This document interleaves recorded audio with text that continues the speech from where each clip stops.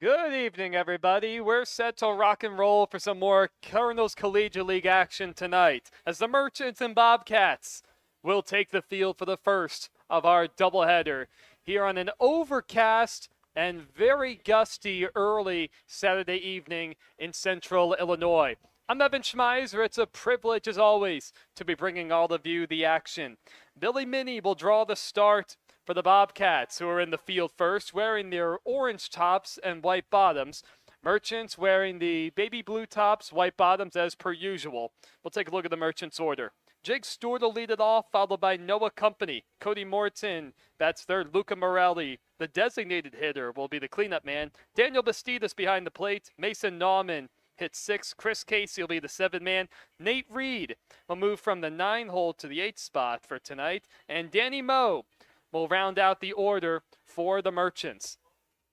Merchants, they've been front running throughout the first half of the KCL season. They come into play 8-5, and the Bobcats have been a much different team compared to the first week plus. They've worked their way back to 6-7. So despite looking pretty ugly at times, whether defensively, kind of all the way around to start the season, the Bobcats, an opportunity to reach the 500 mark before all's said and done. Billy Minnie has been pretty efficient so far. 4 innings overall. This will be the 4th game. First time he's starting a game. Surrendering 9 hits, 3 earned runs. He did allow 8 runs overall, so a little bit of bad luck with some defense behind him. 3 walks and 1 strikeout to his credit. So see if he can try and limit the base runners to this Merchants order. As Minnie finishes up with his warm-up tosses, Jake Stewart, the left-hander, will walk into the box. Stewart with the white batting gloves, really going a white out tonight. White helmet as well. Minnie set to go out of the windup on the far first base side. He kicks and deals to get us started. First pitch fastball right down the pike. 90 degrees and quite a bit of wind. We're getting gusts up to 28 miles an hour. The 0-1 pitch is a little inside. Breeze going, it's mostly blowing out to left, kind of towards left center. The right fielder playing very shallow, that's Billy McAllister. 2-1 the count. So that ball kicks off the glove of Ryan Thiel.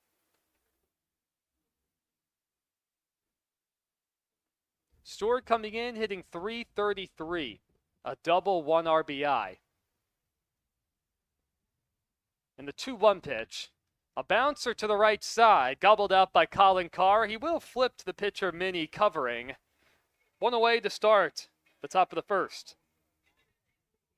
As Noah Company will dig in, we'll take a look at the Merchants defensively. Caleb Hackman, Clay Gadboy, Roddy McAllister, left to right. Mitch Murphy, Chase Weiss, Will Strell, Colin Carr around the horn, third to first. Ryan Thiel doing the catching, and of course, Minnie on the mound.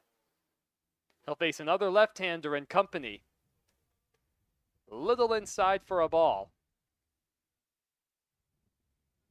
So a bit of a different order compared to what we're used to seeing. Ashton Horcham and Clay Kahn getting at least the early parts of the night off. Down and in, 2-0.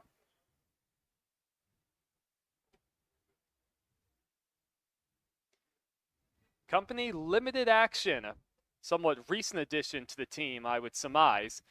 Next one down and in, 3-0 the count. Yeah, definitely new. Only part of his stuff is on the website, so very new guy. And he draws a 4-pitch walk. Walks haven't been a huge issue for Minnie. Not exactly a guy who doesn't walk anybody. So a 1-out base runner for the Merchants, Cody Morton, will be the batter. And he's become a mainstay in the 3-hole for this Merchants order. Comes into play hitting .292. 3 doubles, a triple, 8 ribbies. He takes outside. That flag in right center at full tilt. Even the poles kind of bending with the wind. Part of the breeze, but not all of it's coming into the press box. I certainly appreciate it. Swing and a well-hit ball into left center. It's going to hang up there for the center fielder, Gadboy. Wait, no it isn't. That ball just kept tilting. It's down in the left center field alleyway. Morden pulls into second, Company into third with a one-out double. Well, I certainly underestimated the win. Gadboy, we've seen him make plenty of nice plays. He runs extremely well, but that ball just kept running away from him into left center.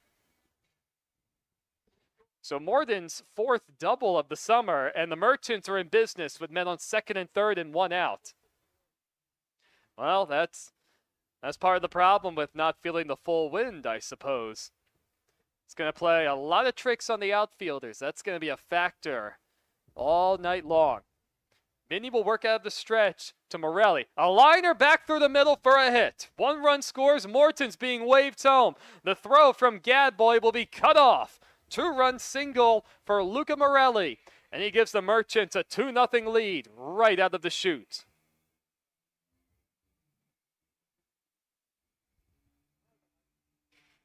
The fourth and fifth RBIs of the summer for the designated hitter Luca. Well, and two consecutive pitches from Morton and Morelli just smoked. Now it's the catcher, Daniel Bastidas. Short lead at first from Morelli. And a first pitch strike. Mike Wise making the calls behind the plate to Jamie Enlow in the field. So Morelli may be a two-step lead at most. And the 0-1, a nubber off the end of the bat foul. 0-2 the count. It's also Corny's birthday, everybody, our Cornosaurus Rex mascot. He turns 14. And I did see a Bowl mascot out likely to keep him company. The 0-2 pitch down and away.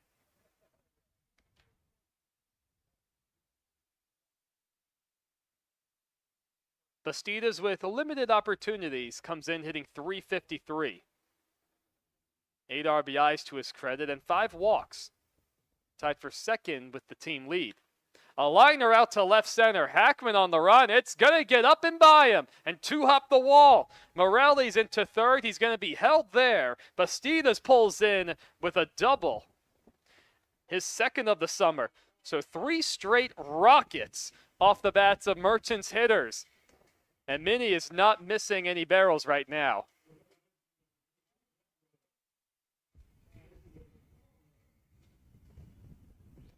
Not the best route either from Hackman. Thought he might have had an opportunity to catch that out of the air, but whether the wind helped it or not, that ball just jumped and it scooted right past him.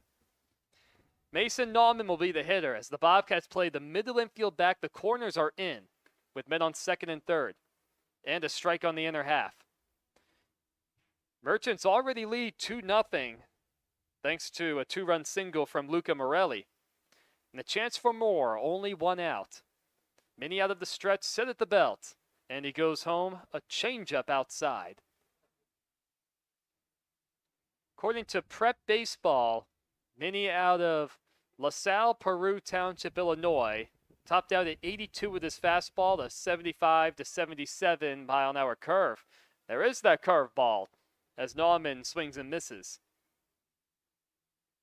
And it's likely the case, well, probably for most, if not all, of these already, if not soon to be college pitchers, working on a changeup.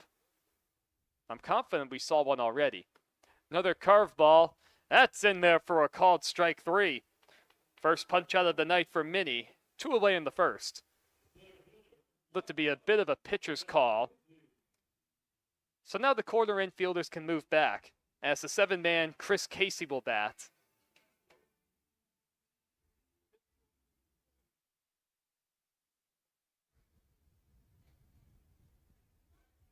Right on right the match as Casey holds the bat way up high and the curveball misses low. Casey hitting .375, a double 4 RBIs. He has 2 out there for him. Morelli at third, Bastidas at second, and the outfield playing fairly deep. Swing and a miss at a heater. And it's been pretty universal, even in Prospect League games. Outfielders playing very deep, almost no matter how the wind's blowing. Of course, anyone in left is going to, and even center will have his work cut out for him. 1-1 pitch, cut on and missed. Casey out in front of another breaker. But anyway, even in the Prospect League, most of the outfielders we've seen have not had strong arms. So we haven't really seen close plays at the plate. 2 runs should easily score on a hit.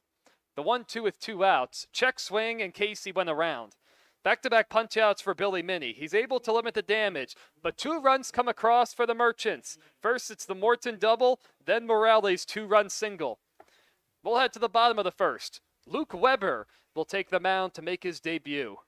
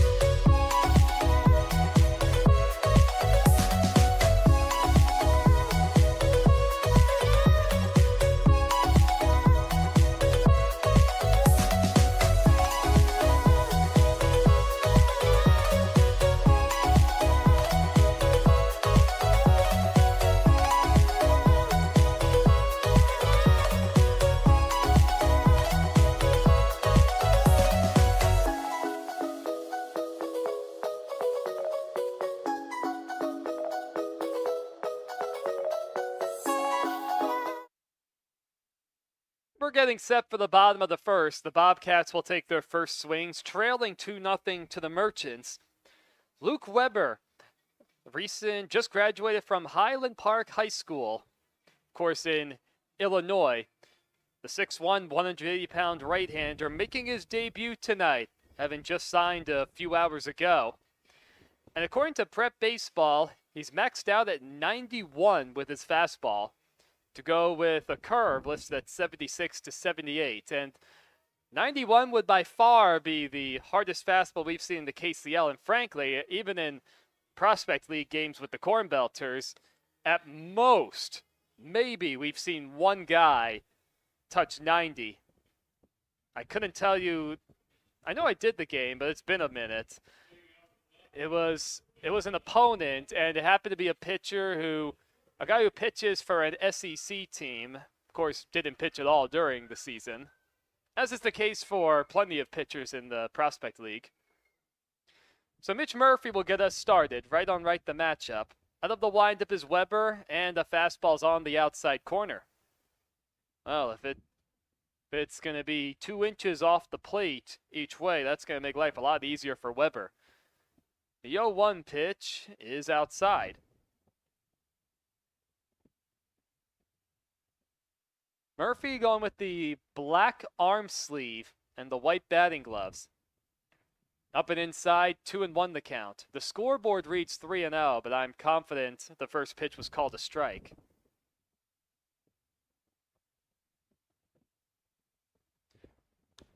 The 3-1 is popped up over our heads foul. Murphy comes in hitting .313, a home run and 8 RBIs. He has been a consistent rock in this Bobcats order, this continually improving Bobcats order. The next one, look out. Did that get at Murphy's helmet? It looks like it did. He seems to be fine.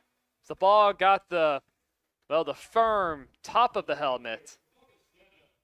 So a few wild pitches from Weber, and Murphy aboard to lead off the home first. As Caleb Hackman digs in, we'll take a look at the rest of the Bobcats lineup. Hackman's followed by Chase Weiss. Mark Wagner will be the DH hitting cleanup. Clay Gadboy bats 5th. Colin Carr, the first baseman, hits 6th. Then it's Will Strell. Ryan Field behind the plate will be the 8th man. And Riley McAllister rounds out the Bobcat lineup. First pitch swinging is Hackman. He skies it to short center. The shortstop Morton out, and he makes the catch in short left center. Now, one away in the bottom of the first. Chase Weiss will bat. And we'll take a look at the Merchants defensively. Jake Stewart, Chris Casey, Nate Reed, left to right. Mason Nauman, Cody Morton, Danny Moe, Noah Company, third to first. Daniel Bastidas behind the plate. And of course, Weber on the mound tonight, making his KCL debut. He set at the belt and he goes home inside. So Weber likely hasn't pitched for at least a couple weeks, finishing up however far he made it in the postseason. Only found out a couple hours ago that he'd be on the mound. On the outside corner, 1-1, possibly still needing to find that arm slot. So a good amount of pitches are missing inside to right-handers. Outfielders actually playing the right-hander Weiss pretty shallow, even Stourton left. The right fielder Nate Reed very shallow. Breaking ball outside, 2-1.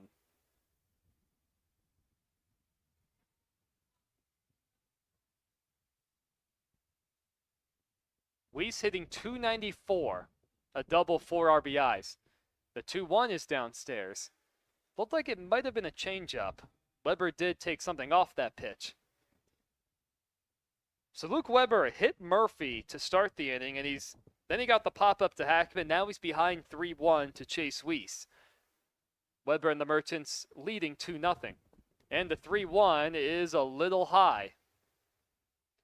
2 free passes in the inning, and it's first and second, 1 out for the Bobcats. Now it's the designated hitter, Mark Wagner.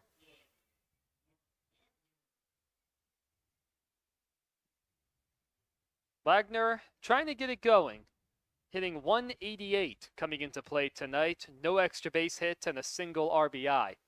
The second baseman, Moe, keeping the runner close, and a foul off the mask of Daniel Bastidas. Merchants looking to turn 2. Even the shortstop Morton is pinched way over towards the bag. Even more than I would expect from double play depth. The first baseman Company playing behind Weiss at first. Weiss has a huge lead. And the 0-1, a liner straight back to the screen. So a couple good swings from Mark Wagner. A ton of room on the right side. And Chase Weiss better be careful at first, because Company could easily come in behind him for a pickoff. Weber set at the belt in the 0-2, way upstairs.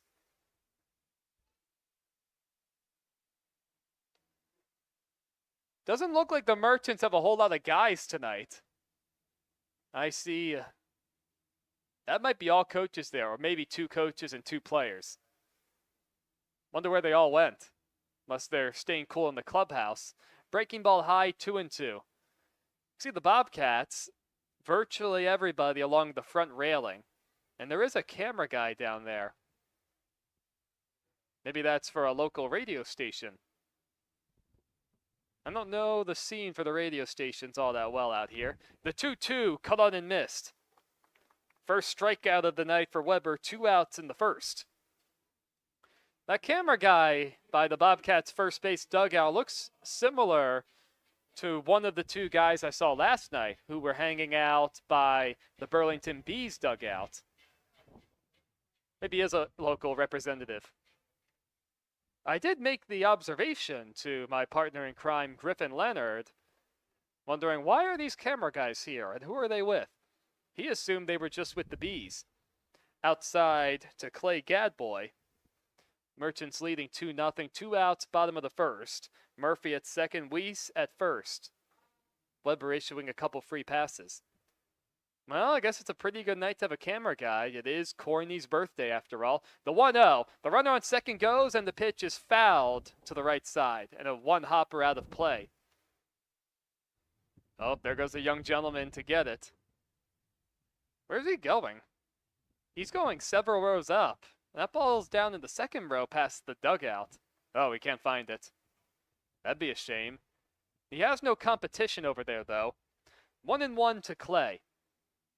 As Murphy leads off, he took off on the last pitch. He doesn't go, and the fastball's on the outside corner. Gadboy not a big fan as he steps out. Clay with that ever-familiar baby blue helmet. It would match great if he were a Merchant. I wonder where the rest of the Merchants players are. I mean, surely Weber's not expecting to go the distance, I would think. 1-2 the count as the runners dance off. And the pitch. Check swing on the breaking ball. They appeal the call to the field umpire. No swing, says Jamie Enlow. Two-man umpire crew tonight, as has been the case for all of our KCL and Cornbelter games. Cornbelters, by the way, only 3 games behind the Danville Dans, with trying to clinch the first half title in their division. 2-2 the count. Weber ready again, and the pitch. On the outside corner for a called strike 3. Back-to-back punch-outs, second one of the night for Weber. No runs, no hits, and a couple left for the Bobcats. We'll head to the top of the second. 2-0 Merchants.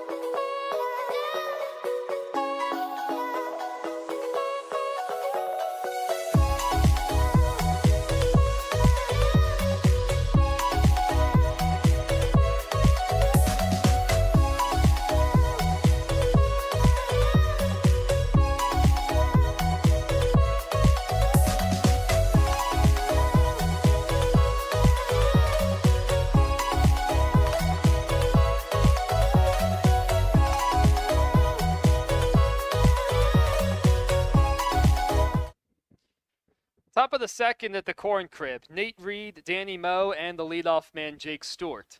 Billy Minnie back out as the Bobcats trail 2-0. Reed fouls the first one back. Nate getting the start in right, as has been the case, with the red shin guard on his front leg.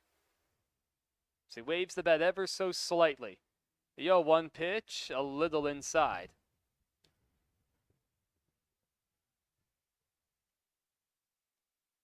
Once again, Corny, our Cornosaurus Rex mascot, celebrating his 14th birthday with the normal Cornbelters.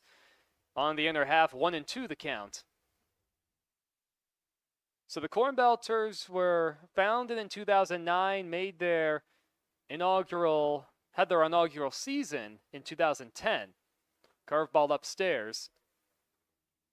They played in the Frontier League from 2010 through the 2018 season. Then moved over to the Prospect League in the collegiate ranks. The 2-2 is fouled straight back off the top of the screen. Some have told me that Corny is ageless. An ancient wonder, per se. Here's the 2-2 pitch. Fouled back again. Pretty good at bat from Reed. Keeping the on-deck hitter Danny Moe busy collecting the foul balls. The bounce house is out as per usual. And there's Cornhole and the Jenga set, the giant Jenga set. Off the hand, might have broken the bat of Reed. Minnie up with it, he'll take it to the bag himself. One unassisted. Just rode that fastball right on the hands of Reed. Now it's Danny Moe's turn. For Reed and Moe, it's been a struggle to open their summer seasons. And you often never know how a lot of guys will be over the course of a season. Especially have a lot of incoming college freshmen And the pitching, of course, is going to look different here compared to what they, I would think, generally face in Central Illinois. 1-0 to Mo. Right on right the matchup. Mini set with the next one. A liner foul out of play to the right. It is interesting traveling a lot of this country and just seeing how different competition or the style of play can be in certain areas. Here's the 1-1 pitch out of the windup. Breaking ball swung on and missed. Mo got a little bit of a hanger that time. Like Mike Trout, for example, played in my conference. Obviously, I didn't play him, of course, but his school's still in my high school's conference. And ever since he was drafted and, of course, became a superstar, on the outside corner for a called strike 3. Third punch out of the night for Billy Minnie. 2 up, 2 down in the second. The amount of pitching talent and talent overall has exploded in southern New Jersey, where I'm from. Where at least for the more frontline teams in virtually all the conferences, you expect them to have at least one guy who's, if not touching, approaching 90 on the fastball. Inside 1-0 to Jake Stewart, who ground out to first his only at bat. 2 runs, 3 hits, no errors for the Merchants. No runs, no hits, no errors for the Bobcats. High 2-0 the count. So especially for a guy like Luke Weber, who's touching 90, wonder how many guys throwing that hard have these guys faced. The 2-0 pitch, off the hand, soft liner towards short, sliding grab by Chase Weiss as he ranges towards the middle. Pretty fine play right there. 1-2-3 go the Merchants in the top of the second. And the Bobcats looking to get on the board and pick up their first hit.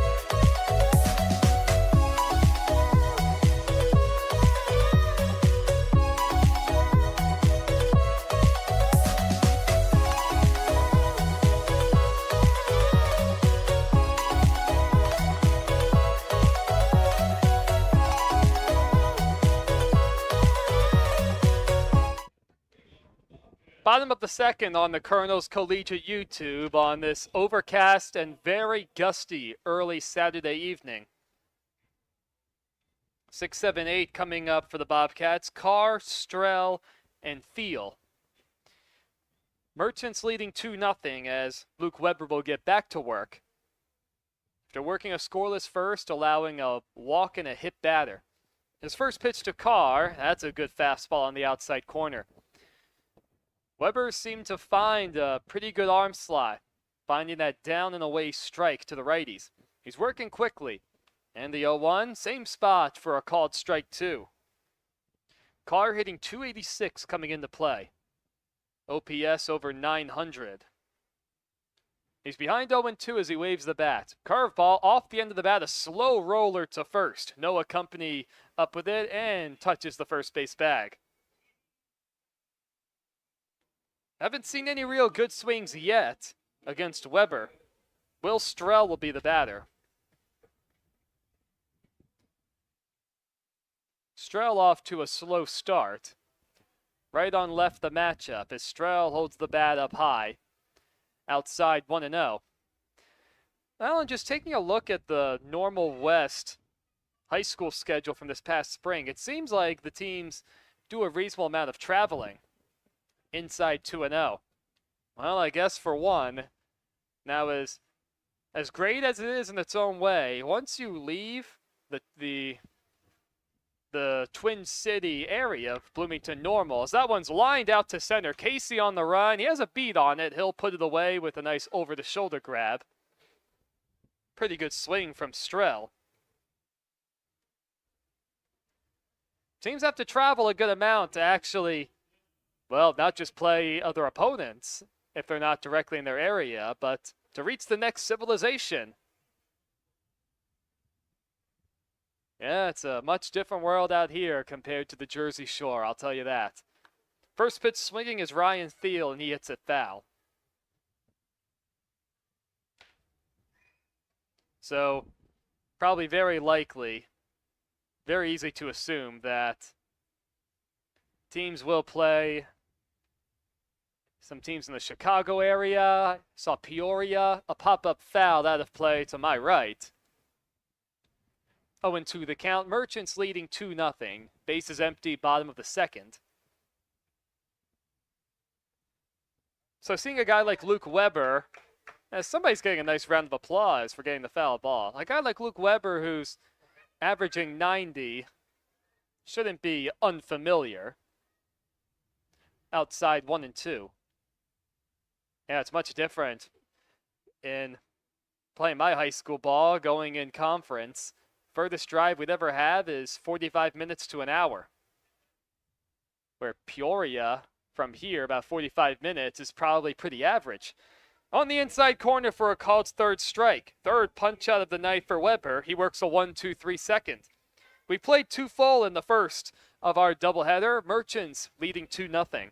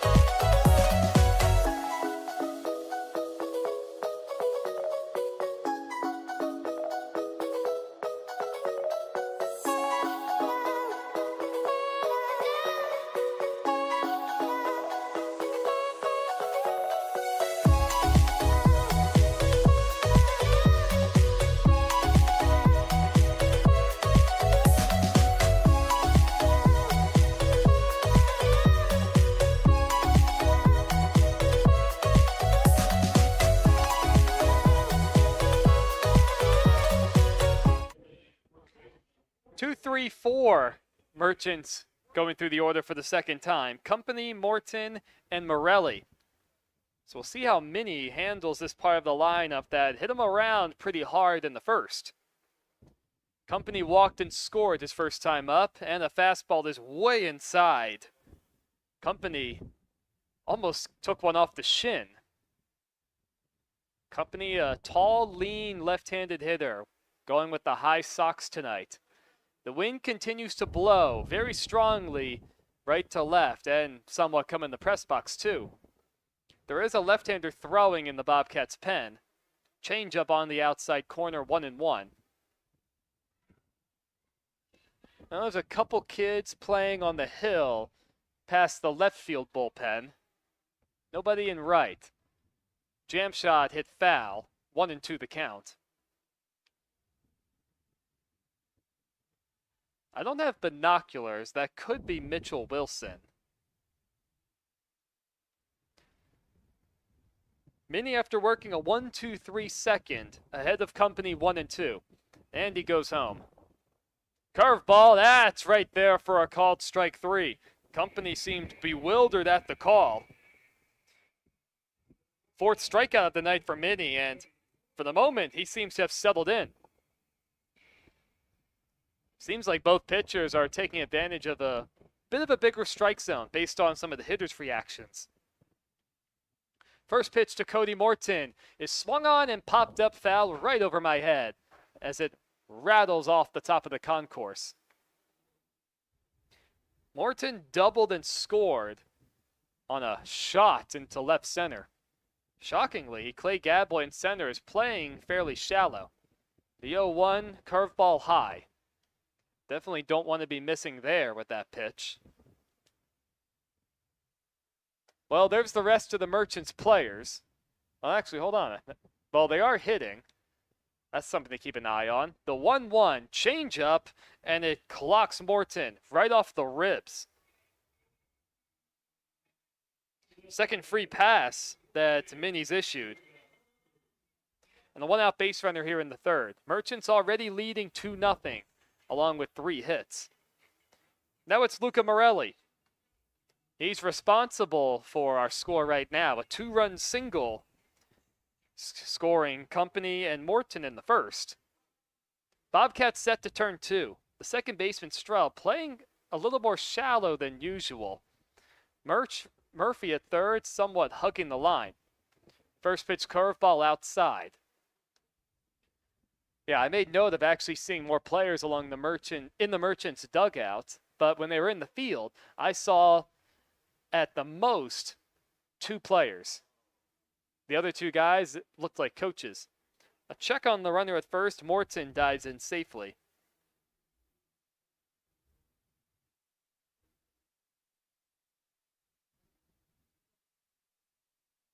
Pretty good lead from Morton, who does have decent speed. Long hold by Minnie to try and keep the runner close. Now he goes home. Over the head of Morelli. But handled by Field. My goodness. Couple of pitches from Minnie where just not even close. Kind of shocking to see.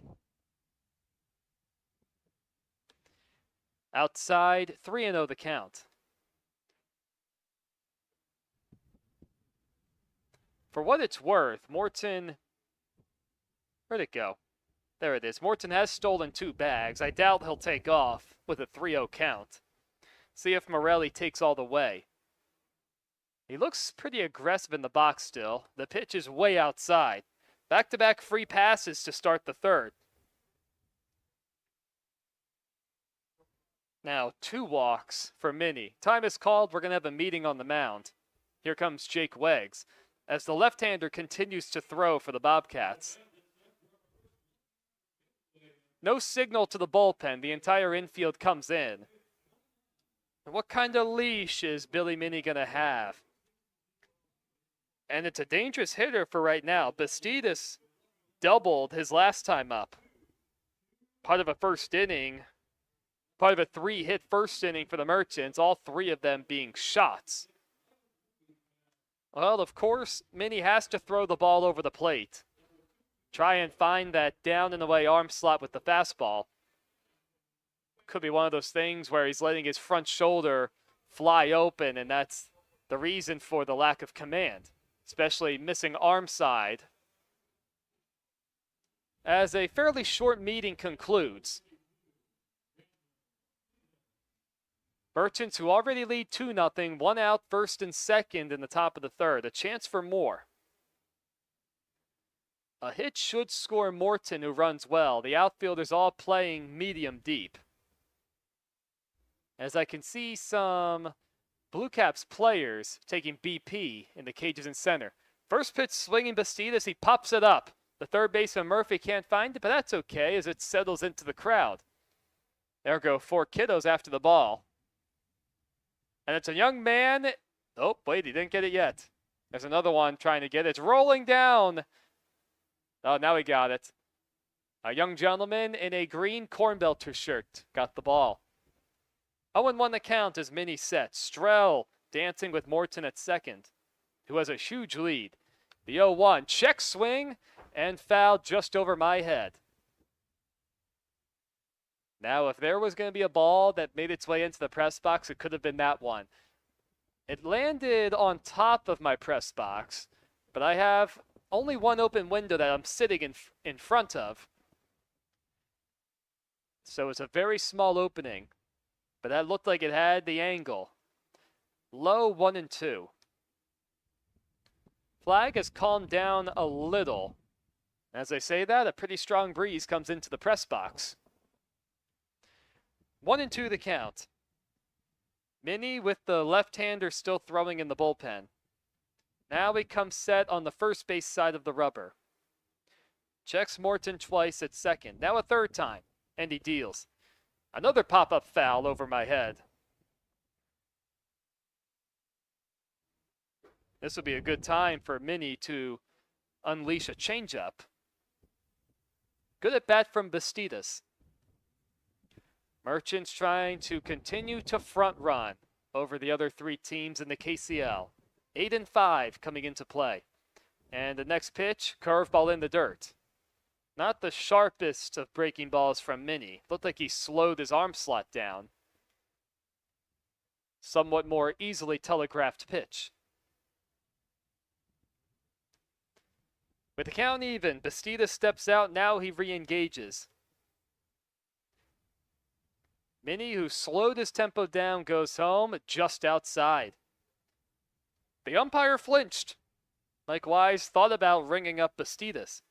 After falling behind, Daniel works the count back full.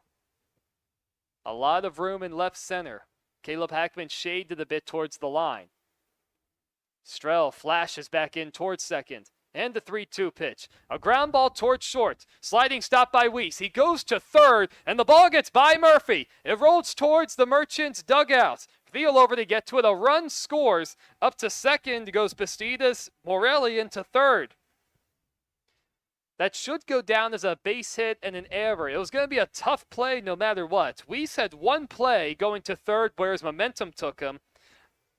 I think Morton was going to beat the throw no matter what, but a rushed throw, a wild throw. Yep, and there it is on the scoreboard. They put the hit up and, of course, the error on Chase Weiss. It's now 3-0 with men on second and third. So Bastidas is 2 for 2.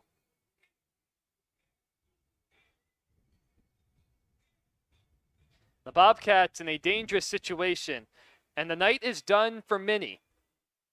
After 2 1/3, allowing 3 runs. And for now, the two guys out there, his responsibility. I'll take a short break and I'll introduce the new pitcher in just a moment.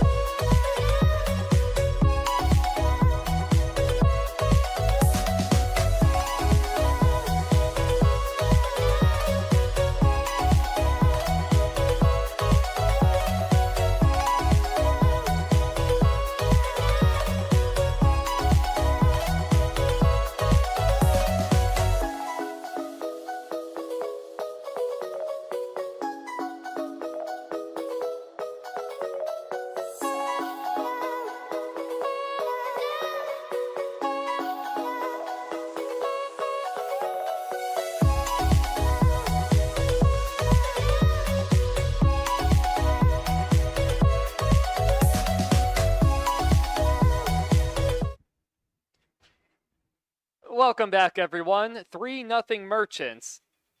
Mac Raymer, the lefty, will be the new pitcher for the Bobcats.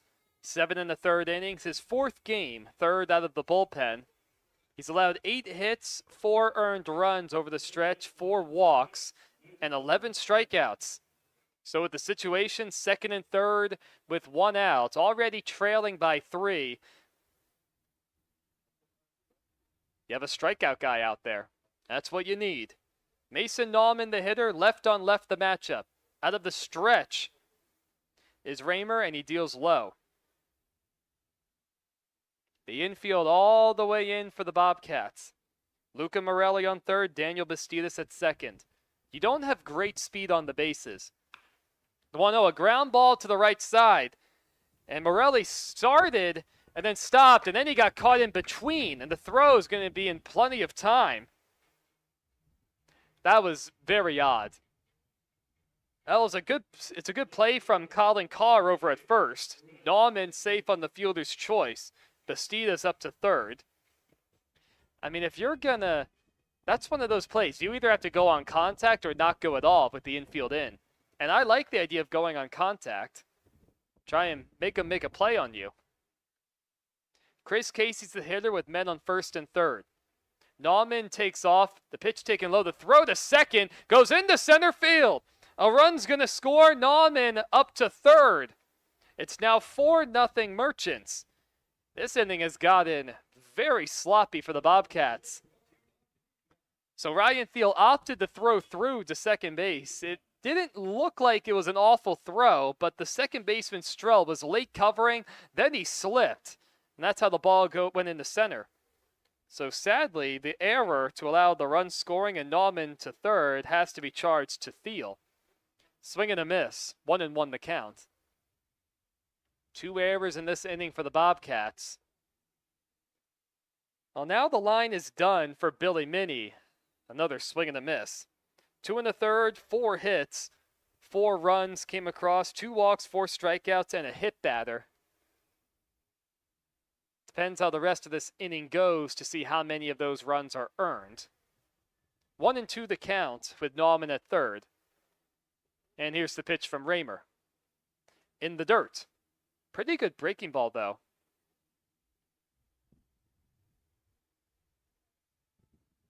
The way it stands, it seems like 3 of the runs would be earned.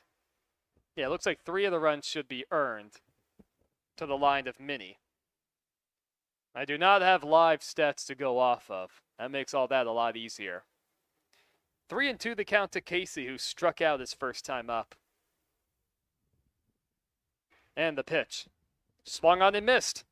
The ball got away from Thiel. He'll have to fire it down the first to finish off the strikeout. And he does.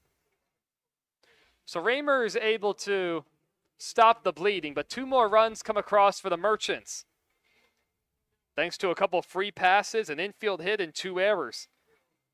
We'll head to the bottom of the third. Bobcats have some work to do, trailing 4-0.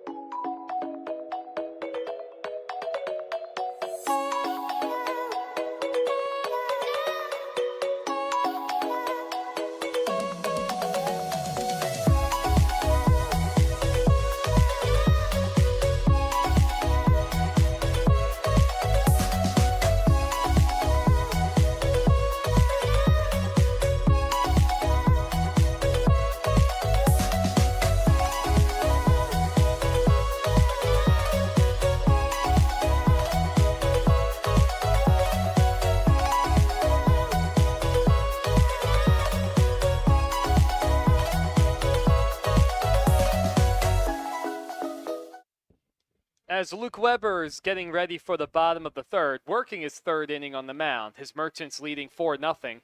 L. Frank Baum wrote the famous novel The Wizard of Oz in 1900, and Metro-Goldwyn-Mayer Studios finished the film adaptation in 1939. Baum had a 5-month-old niece named Dorothy Gage, who ended up dying after he finished the book.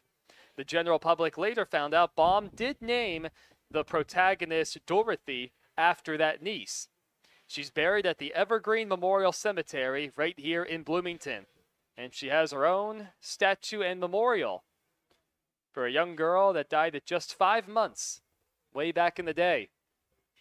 That's one of those little bits of history I would have had no idea about, especially for a story taking place in Kansas. Riley McAllister, then the top of the Bobcats lineup. Well, the Bobcats have done virtually nothing offensively against Weber. Fouled straight back, 0-1 the count, off one of the sweets. No runs, no hits for the Bobcats, and they've just reached on a couple free passes back in the first. The 0-1, half-hearted swing and a miss. That's one of those from McAllister. We're going, no, no, no, no, no, then yes at the last second. But he ended up regretting it. Behind 0-2 as Riley stands a little closer to the plate in the left-handed box. Weber sets and he deals. Changeup outside. Changeup has looked like more of a show-me pitch from Weber. That is the point of being out here, trying to develop all those new pitches and all those secondary pitches. The 1-2 fastball is high. The flag back out at full gust. Blowing out towards left. Hasn't really been a factor since the first. A ground ball towards the hole at short. Sliding stop Morton. Off balance throw, but it's way over the head of Company. And it bounces over the Bobcats dugout. McAllister, that'll be an infield hit. It should be at least. And the first hit of the night for the Bobcats, he's going to be awarded second base. That was an extremely athletic play from Morton. And he might have had a chance, but that throw wasn't anywhere close. That's one of those where he probably got it and went, I'm going to throw this as hard and as far as I can. So a leadoff base runner for the Bobcats as they do throw the hit and ever up on the scoreboard. And a foul out of play. There's one youngster who brought his glove tonight. Looks like his younger brother right next to him who has a baseball. Mitch Murphy was hit by a pitch his only time up. This Bobcats lineup facing Luke Weber for the second time. Good lead at second from McAllister, and Weber goes home. Fouled right off the home plate umpire's mask. Mike Wise seems to be okay as Bastidas will walk the ball back out to Weber. That mask came flying off, though, on the foul ball. As everyone heads back to their spots, Wise seems to be okay. 0-2 the count as Weber stares in for his sign. Now he's set, checks McAllister once, who has a good lead still. And the pitch, there goes the runner. Ball bounced back towards the middle, handled by Morton. He has one play to first, in time to get Murphy. McAllister up to third. Interesting to see McAllister take off on the pitch. So an RBI chance for Caleb Hackman, who popped out his first time up. Bobcats trailing 4-0, 1 out, bottom of the third. And taking a look at the Merchants dugout, now I only see one player sitting on the bench, and the other guy who I saw earlier is stretching in the bullpen. So it looks like, at least for tonight, the Merchants have a very short bench. A strike to Hackman on the curveball. So Weber expected to go deep into the game. Reasonable to assume that he is very stretched out, dating back to his regular season. The 0-1, liner out to left. Stewart turns around, looks up, and that one is gone. A missile of a home run off the bat of Caleb Hackman. That probably got out of here in maybe 3 seconds. And it's a 4-2 game. I know the wind's blowing out. That home run didn't need any help. Stewart turned around, started sprinting back immediately as 4 kids go behind the wall to go chase the ball. I wish I had StatCast on that one, especially with a wood bat. That was a shot. Didn't clear the wall by much, but my goodness.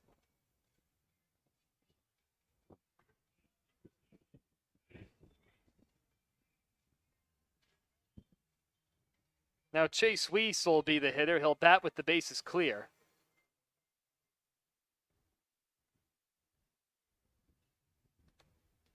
And a strike right down the middle.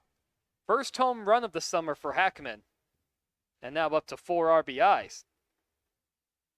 Well, that changes the complexion of this game. Swing and a miss. You talk about turning around on a pitch, too. 0-2 the count, 4-2 Merchants with the bases clear. Check swing, and Weiss went around, according to the home plate umpire. Now the fourth punch out for Weber. Now 2 outs in the third. Mark Wagner, who punched out his first time up, will bat. Oh, now you wonder if this Bobcats team can string some hits together. It seems like they might face Weber for a third time. Fastball right there for a strike. See if the Bobcats hitters can make that adjustment too. They've seen a lot of those heaters down and towards the outer half. That's out to right. It's shallow along the line, and the first baseman company makes the catch in fair territory.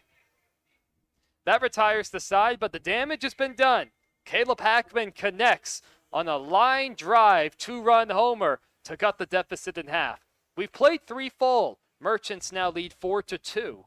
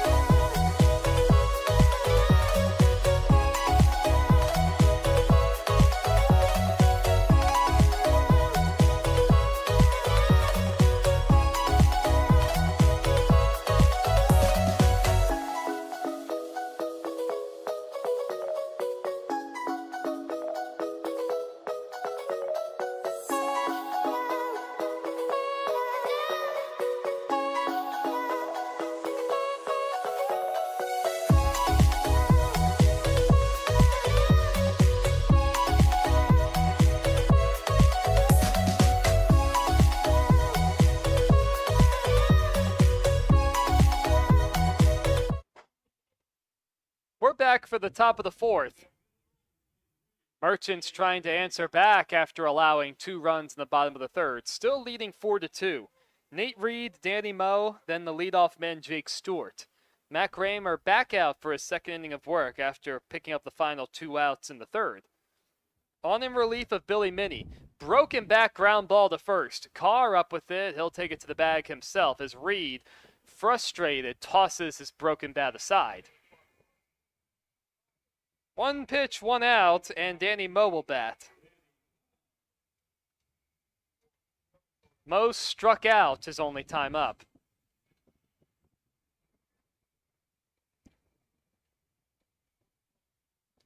Left on right the matchup. Raymer is all ready to go as Moe is settling in. And the pitch is fouled right off the leg of Ryan Thiel. He's going to take a painful walk around. Hopefully he's all right. Looked like it got him in that thigh area, that exposed thigh area. He's limping around pretty good. And you hope it's just a stinger. The home plate umpire giving Raymer a new baseball. Jake Weggs is going to come out to check on his catcher. Yeah, he's in quite a bit of pain. Right now, Weggs is kind of doubled over with this catcher. The first baseman Carr also in on the conversation. Will Strell, the second baseman's talking to Raymer. Well, then Thiel's walking around a little bit more. Now he's squatted down. Looks like he's trying to maybe experiment if he's able to get back into squat position. I don't see anyone in the Bobcats dugout getting gear on, but Thiel's looks like he might be exiting the game. He is walking back towards the dugout. Hard to completely tell. There might be someone down there putting gear on, but yeah, it seems like Thiel's going to exit. So the way it stands, the Bobcats catcher Ryan Thiel exits after taking a foul ball hitting off of his thigh. Merchant still leading 4-2 with 1 out and the bases clear in the top of the fourth. So I'll step aside for a second as we likely get a new catcher out for the Bobcats.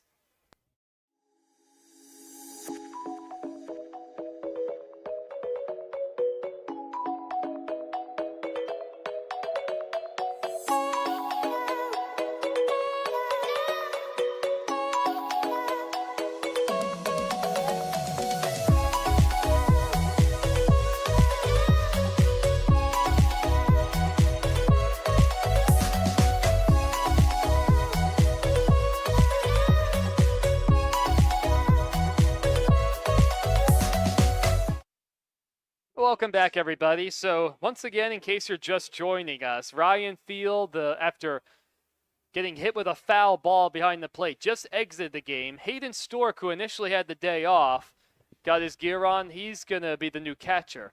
They'll take a couple warm-up pitches from Mac Raymer.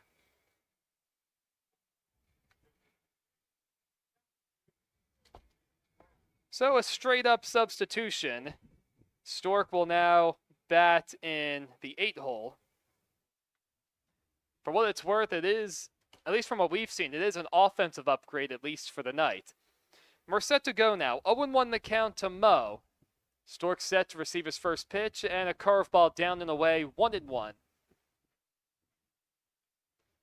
And you hope at the worst it's just a bad bruise for Ryan Thiel. The 1-1 is on the outside corner for a called strike 2. He was limping around pretty significantly. He wasn't putting a lot of pressure. Seemed like he wasn't really able to squat back down. That's probably one of the big keys. The 1-2 pitch, curveball just outside. The left fielder, Caleb Hackman, is playing very shallow with the righty Mo at the plate. He's actually the most shallow out of all 3 outfielders. Swing on a line drive to center. Gadboy comes running in, and that'll hang up for him to make the catch. 2 up, 2 down in the 4th, and Jake Stewart will bat. 0 for 2, he lined out softly to short his last time up.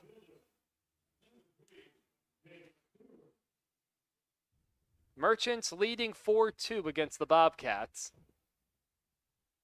And Raymer trying to work a shutdown inning after his Bobcats put up 2 runs just a second ago. Outside for a ball.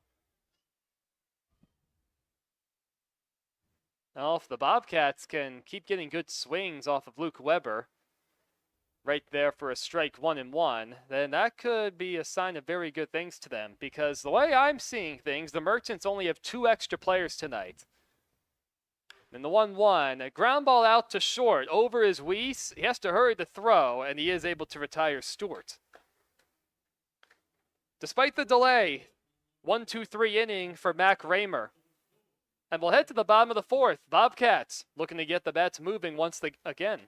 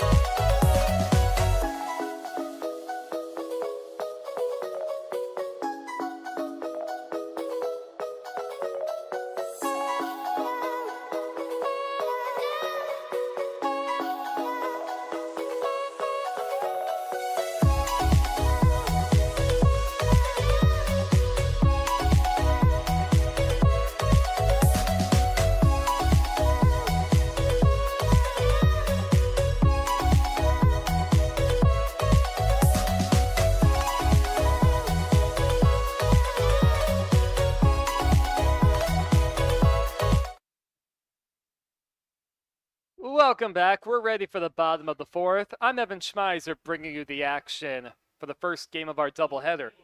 Luke Weber is back out to work the 4th. Gadboy, Carr, and Strell, the scheduled hitters. So Weber, who allowed the 2-run homer to Hackman just an inning ago, it's his game for now. Fastball a little inside to the right-hander. Gadboy struck out his only time up. One of 4 punch-outs tonight for Weber.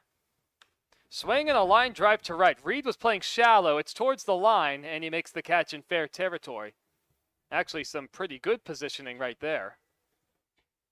That ball did not travel as much as I thought it would. With 1 out, it brings up Colin Carr. Carr grounded out to first, his first time up. And there is a right-hander throwing in the Merchants bullpen. I would hope that both of the 2 extra guys for the Merchants are pitchers outside to Carr. Looks like that's Granger Urovich who's throwing down there. 1-0, check swing, doesn't matter, called a strike. Both Ground Sloths and Bluecaps players continue to take batting practice in the cages behind center field. The 1-1 out of the windup. Soft liner out to right, another chance for Reed, and it's going to bounce in front of him. It kicks away for a second, but Reed's able to keep around him. Just the 3rd hit of the night for the Bobcats to go along with 4 hits for the Merchants. It does bring the tying run to the plate. Strell lined out to center his first time up on a pretty well-hit ball. And the wind is really gusting here now. You can even see it with the trees, or the leaves and the branches moving in the trees beyond the left and center field walls. Strell takes a changeup low. Yeah, it's really gusting now. Anything in the air is going to be an adventure. We haven't seen a real high pop up on the infield or a ball into center field that would really make a difference for an outfielder or give him any trouble. Jam shot, short pop up on the infield. Mo's going to let it bounce, and he'll toss to second to retire Carr, who went in diving head first. Guess that's one of those where they prefer to have Strell aboard as opposed to Carr. 4-6 on that fielder's choice for Strell. 2 outs in the 4th. I give Strell some credit, at least hustling that ball out all the way.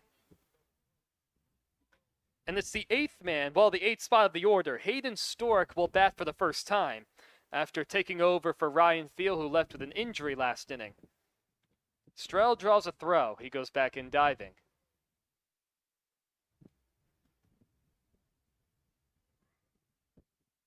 Stork hitting .333 coming into play as he holds the bat low. Swinging a soft liner out to second. It's off the glove of Mo. He picks it up and he throws to first in time to retire Stork. The Bobcats go down quietly in their half of the 4th, and we'll head to the 5th. Merchants still leading 4-2.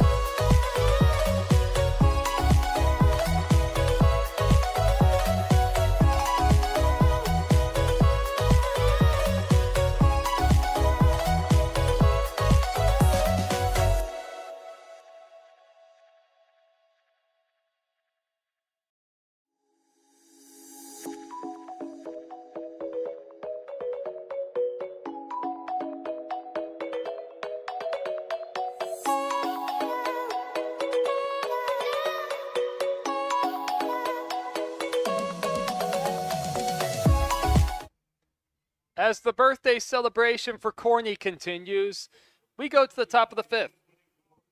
2, 3, 4, Noah Company, Cody Morton, and Luca Morelli, the hitters.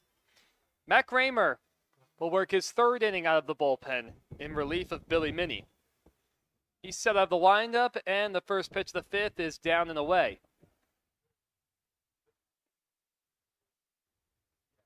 Company 0 for 1 with a strikeout his last time up. Walked and scored in the first.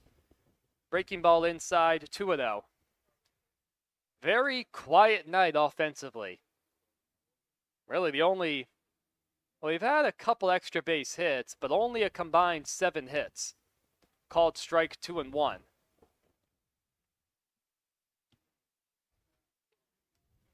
Yeah, pitchers have been quick. They've been efficient. A slow grounder to short. Weiss better hustle. He's up with it. And the throw to first is not in time. Weiss was too lackadaisical for his own good. And Company safe on the infield hit. That's one of those plays where you got to have that internal clock going. And if anything, with how many times all these teams have seen each other, it should be a pretty decent working clock. Well, Company is kind of newer to the league. You're here to learn, of course. Left on right, and Morton takes inside. Cody doubled and scored in the first, hit by a pitch and scored in the third. And the 1-0 on the outside corner, 1-1. Merchants leading 4-2. 2 runs in the first, 2 runs in the third. And the Bobcats with their 2 runs in their half of the third. The 1-1 will have to wait as Company draws a throw. He's in there safely. Raymer, it's interesting to see. The left-hander with his move set up on the far third base side, so he's made it a much further throw to check on a runner. Change up outside. Granger Urovich was throwing earlier for the Merchants. Now the bullpen's empty. Nobody up in the Bobcats bullpen either. Short lead at first from Noah, who seems like a pretty good athlete. The 2-0, a bouncer out to short. This could be 2. Weiss to second for 1. Back over the first, not in time. Bang, bang, play at first. But the Bobcats are able to get the lead runner. That one just not hit quite hard enough to turn 2. Morton hustling the entire way up the line. Now it's Luca Morelli's turn. 1 for 1 with a 2-run single in the first. He walked his last time up. Left on right the matchup. Big lead from Morton, who runs well. And there he goes. Pitch taken outside. It's off the glove of Hayden Stork. Morton steals second.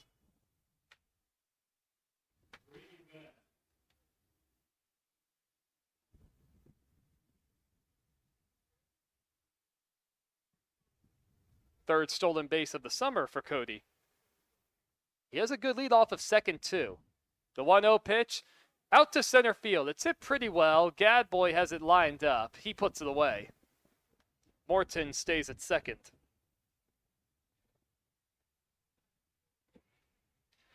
Now 2 outs in the fifth, and Bastidas will bat. Bastidas 2 for 2. Reached on an infield single his last time up. Eventually came around to score. Part of 2 errors committed in that third inning. Yeah, a few balls really squared up, but very little offense. First pitch swinging, and what's the call here? Foul ball towards third. A very late call from behind the plate. Bastidas hit it hard. Breeze blowing a little harder now. This might be the windiest night we've had in at least a couple weeks. Especially in the midst of, well, temperatures warming up. Not as much wind. If it keeps the bugs away, I'm happy. Swing and a miss at a curve, 0-2. Merchants lead 4-2. A chance to pick up an insurance run with Morton looming at second. And a base hit would likely score him based on how the outfielders are playing. Strel flashes in from second. Raymer set. The runner goes. Here's the 0-2. Outside, no throw down by Stork. Morton steals his second bag of the inning, his fourth of the summer. Well, Raymer did a really long hold that time, and he stared down Morton for a while, but his timing was the same once he turned his head around, which really doesn't help hold a runner. The 1-2 changeup misses outside. Yeah, if you're going to turn your head back around and look to the plate, and you're going to be the same 1-1000, 2-1000, and go home, that's very easy for any runner to time up, no matter how many times you throw over or how many times you look at him. 2-2 the count now.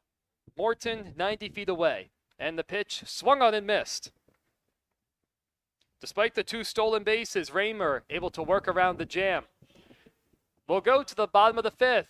Bobcats still trail by 2.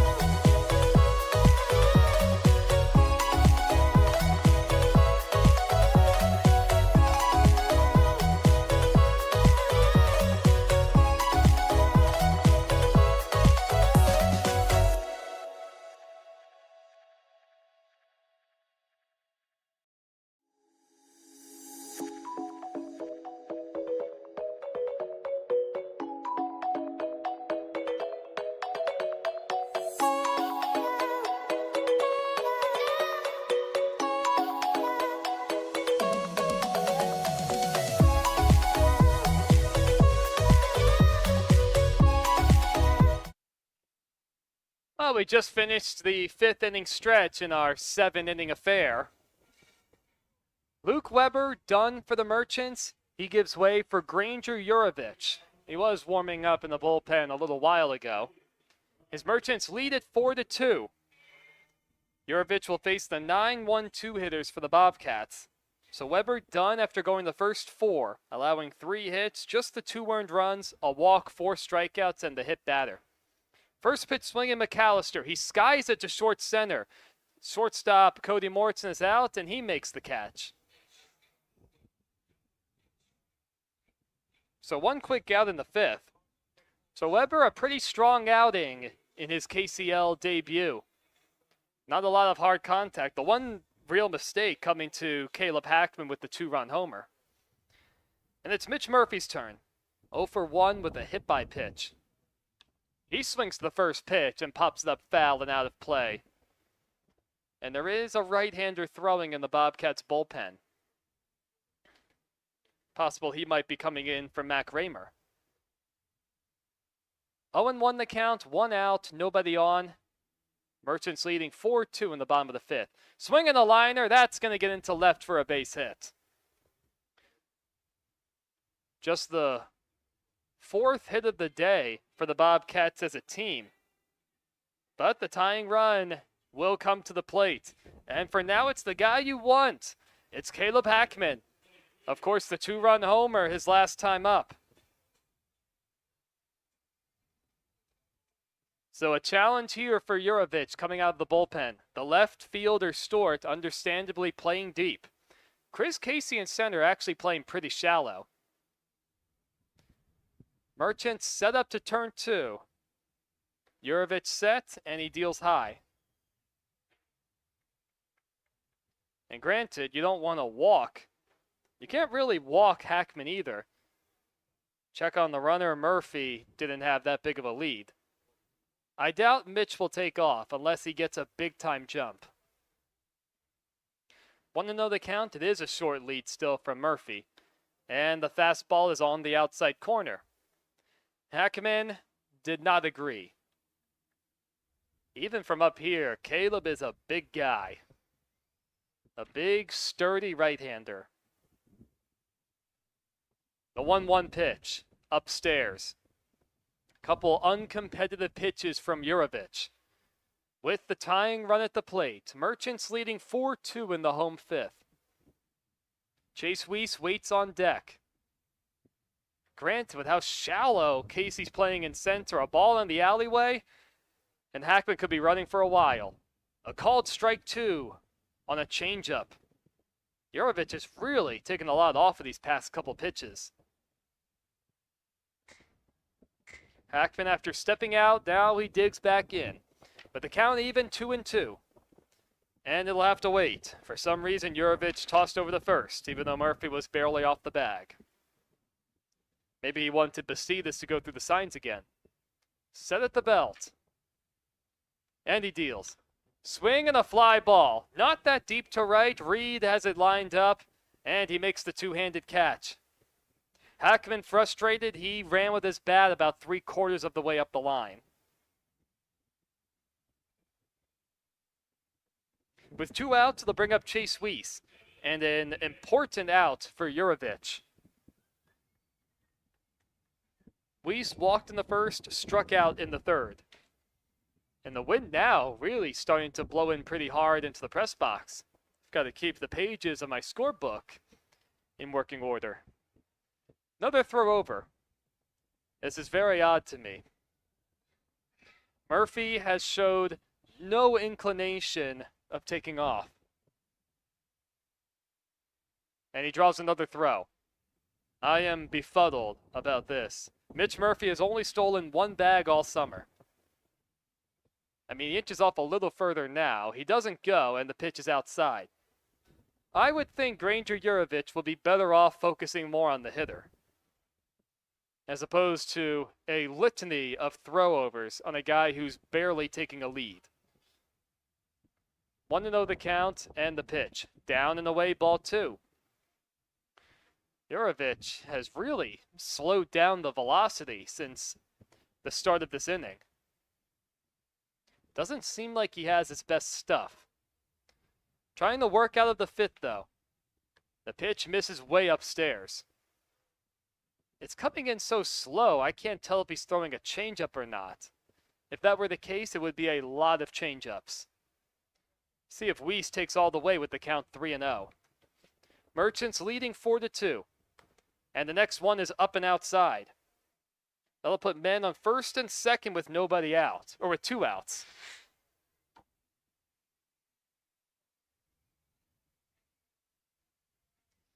And now it's Mark Wagner's turn. Wagner 0 for 2. A strikeout and a pop-up to first his last time up. Murphy at second, Weiss at first. The 2 tying runs aboard with 2 outs in the 5th. And the first pitch is a fastball right down the middle. Once again, a very quiet night all the way around. Combined, only 8 hits for both teams. And Weiss is so far off at first, if company comes in behind him, they haven't picked off. Breaking pitch down low. Now 1-1 the count. And the outfielders, other than Jake Stewart in left, the other 2 outfielders, Casey and Reed, playing pretty shallow. A ball in the alleyway will easily tie it. Wow, Weiss is way off the bag. Swing and a miss. Bastidas thought about throwing down the first. I don't know how. I don't know how Company hasn't gone in for some kind of daylight play yet. Even if it's just Bastidas throwing down. Now a slightly shorter lead from Weiss at first. 1-2 the count with 2 outs. Here's the pitch. Swing and a pop-up foul out of play. Wagner able to stay alive. So immediately out of the bullpen, a tough assignment for Jurovich. The 2 tying runs aboard. The shortstop, Cody Morton, playing very deep on the right-hander Wagner, and a ton of room on the right side. The 1-2 again. Fastball just outside. That was close. I think Wagner, based on his reaction, he feels fortunate he didn't get rung up. And the way it looks for now, the Merchants only have 1 position player left, or 1 player left, period. Change up high. Now 3-2, the runners will be off.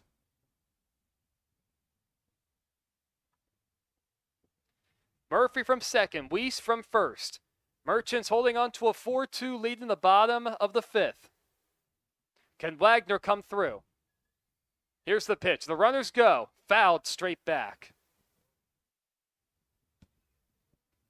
Pretty good at bat from Mark Wagner. Flag continues to go at full tilt. The pace has really slowed down. A few ground Sloths players sitting on the bench above the hill in right field, just waiting. Jurovich set at the belt. The pitch again. Way upstairs, ball 4. Back-to-back walks issued by Granger Jurovich. It'll load the bases with 2 outs. I mean, the Merchants really don't have other options as far as pitchers are concerned, or really any players, from what I can see. There's nobody up in the bullpen. Now it's Clay Gadboy. He lined out to right his last time up, also struck out. Now a base hit will likely tie it. Jurovich opting to work out of the windup. Well, nowhere to put Gadboy. Here's the first pitch. Curveball way up and in. Time is called. We're going to have a meeting on the mound. Here comes a pitching coach trotting out there. The entire infield will come in. Well, he waved off the rest of the infield. It's just going to be the coach and the catcher Bastidas. All of a sudden, Jurovich seems like he doesn't quite know where the ball's going. And of course, a very tough situation because the Merchants don't really have other options with how short their bench is. Luke Weber in his debut went the first 4 innings. Then he made way for Jurovich. As the meeting concludes, 1-0 the count to Gadboy. Jurovich still out of the windup. And the next offering, check swing hit foul. Gadboy caught a bit in between there.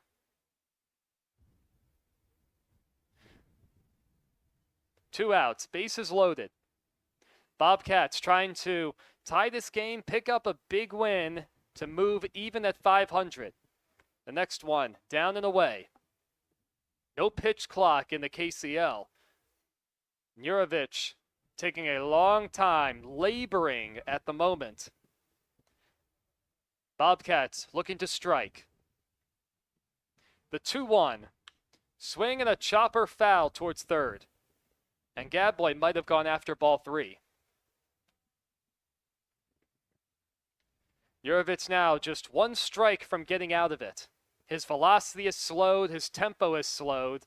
There is a right-hander warming up in the Bobcats bullpen. Can Gadboy come through?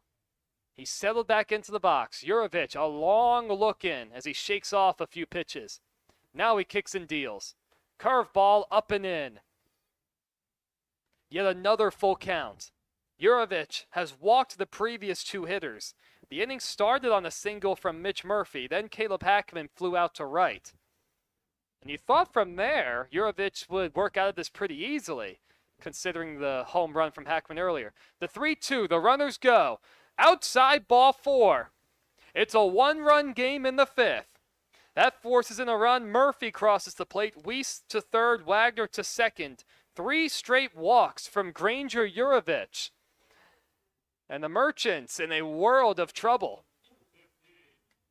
There's nobody up in their bullpen because they really don't have guys to throw out there. It's Colin Carr's turn. He singled his last time up. And now the tying run just 90 feet away. The base is still loaded. Jurovich still out of the windup, and it's in for a strike. Well, if you're a Bobcat hitter, you can all but eliminate the breaking pitches. None of them have been close lately. Fouled straight back. Well, a good sign for Jurovich. Able to work ahead 0-2 to Carr. Merchants now holding on to a 4-3 lead after a bases-loaded walk. Here's the 0-2 pitch. Fouled off again. That one caught a lot of the plate.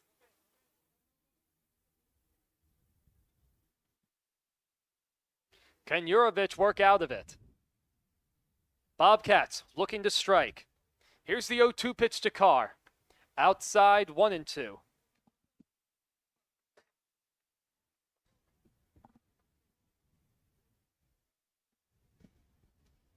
A lot of pitches too here in this fifth.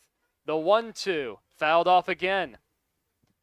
I mean, there's not much that Jurovich can do to trick these hitters unless he really wants to go back to the off-speed pitches. He just hasn't had command of them. He's found some command with his fastball for now. The 1-2 again, swung on and missed. Carr goes down on strikes. That finally retires the side. A run does score thanks to 3 straight walks.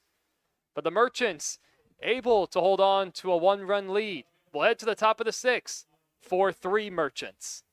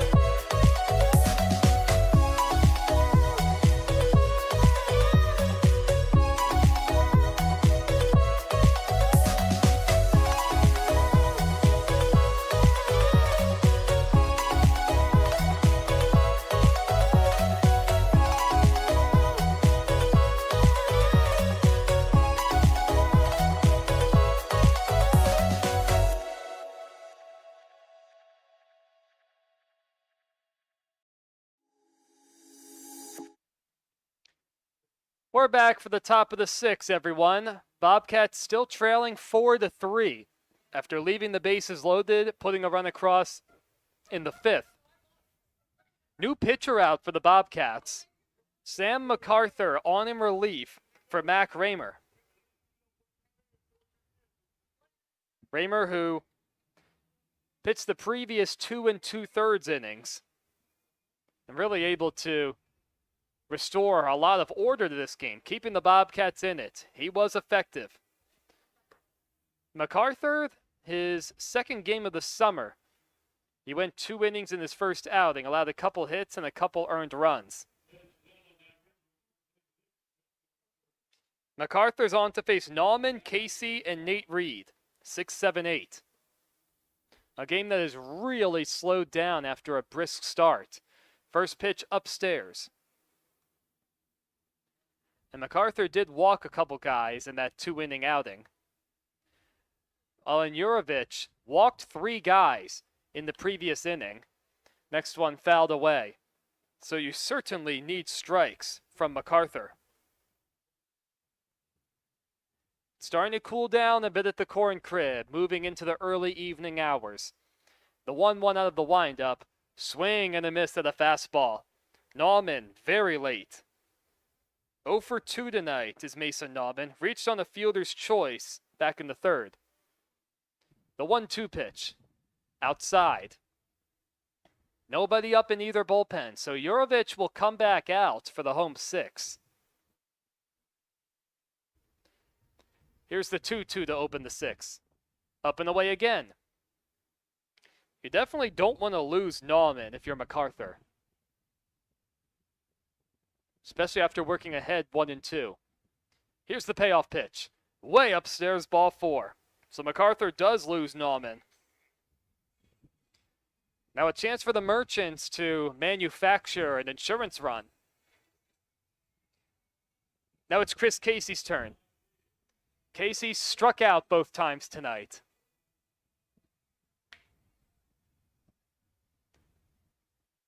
Slide step delivery and a fastball right there.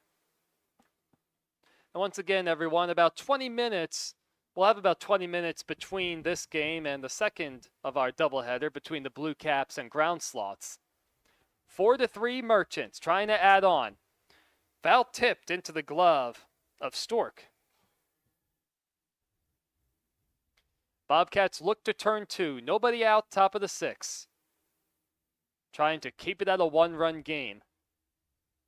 Merchants trying to continue the front run. Coming in to play at 8-5. Swung on and missed. Casey goes down on strikes for the 3rd time tonight. MacArthur able to get him on 3 pitches.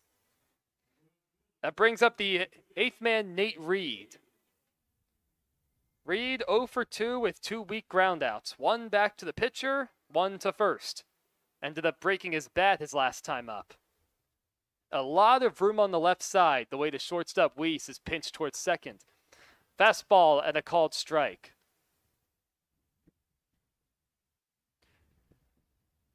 Right now, there's more ground sloth players in the bullpen for the Merchants getting ready for the next game than there are available pitchers for the Merchants.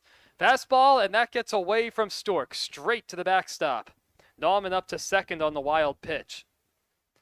MacArthur just spiked that fastball. Stork was set up on the outer half to the lefty, and MacArthur just pulled it. A quick meeting on the mound and a tap on the backside from the battery mate Stork. 1-1 the count with 1 out.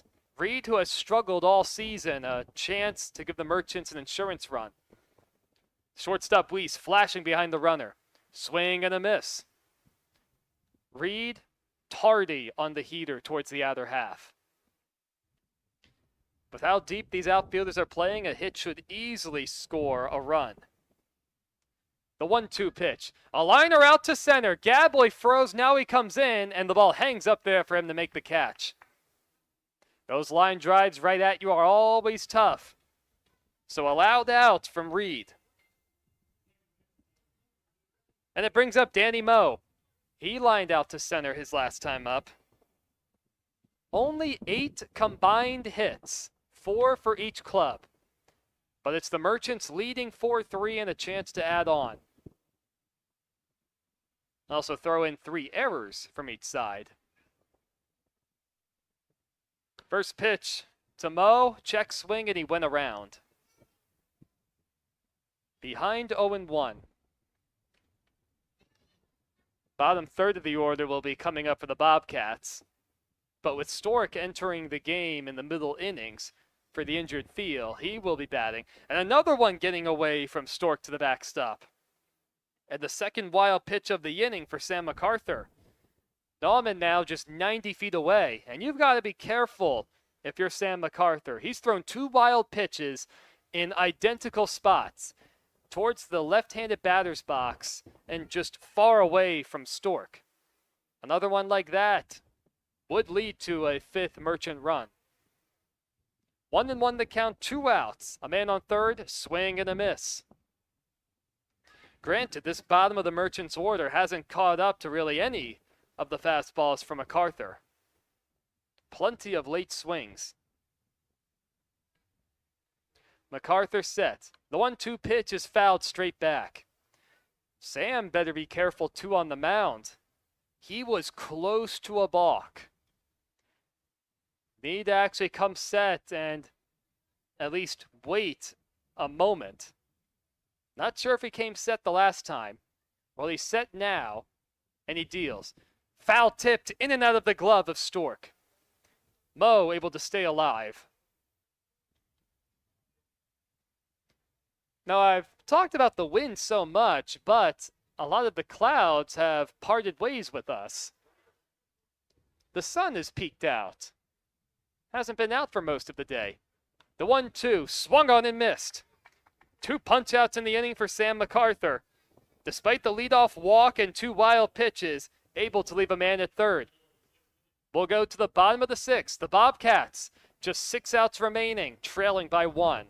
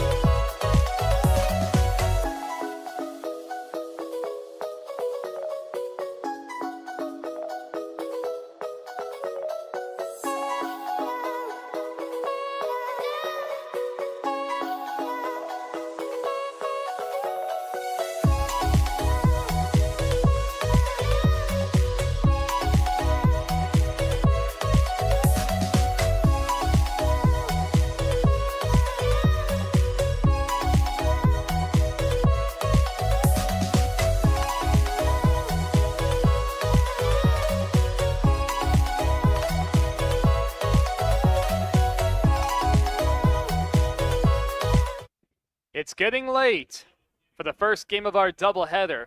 Granger Jurovich back out as expected, with his Merchants leading 4-3. Jackson Smith grabs a bat. He will pinch hit for Will Strell to start the 6th. So Jack Wiggs trying to get a big bat off the bench. In the dirt, 1-0. And Strell will stay in the game to play second in the 7-hole. Jackson hitting .333 this summer with no extra base hits. Down and in 2-0.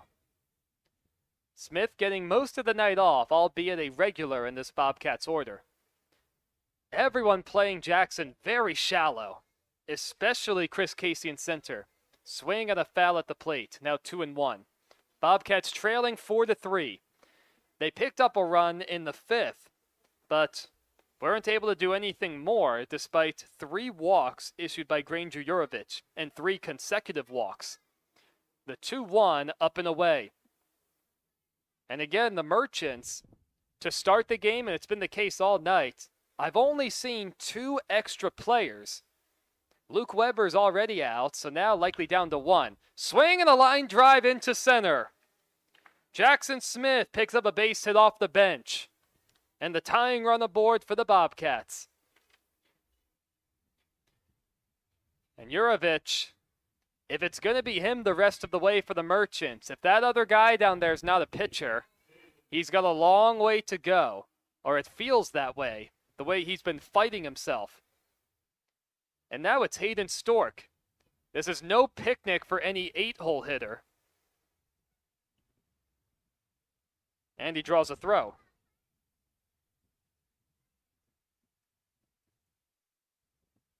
Stork coming into the game late, replacing the injured Ryan Thiel.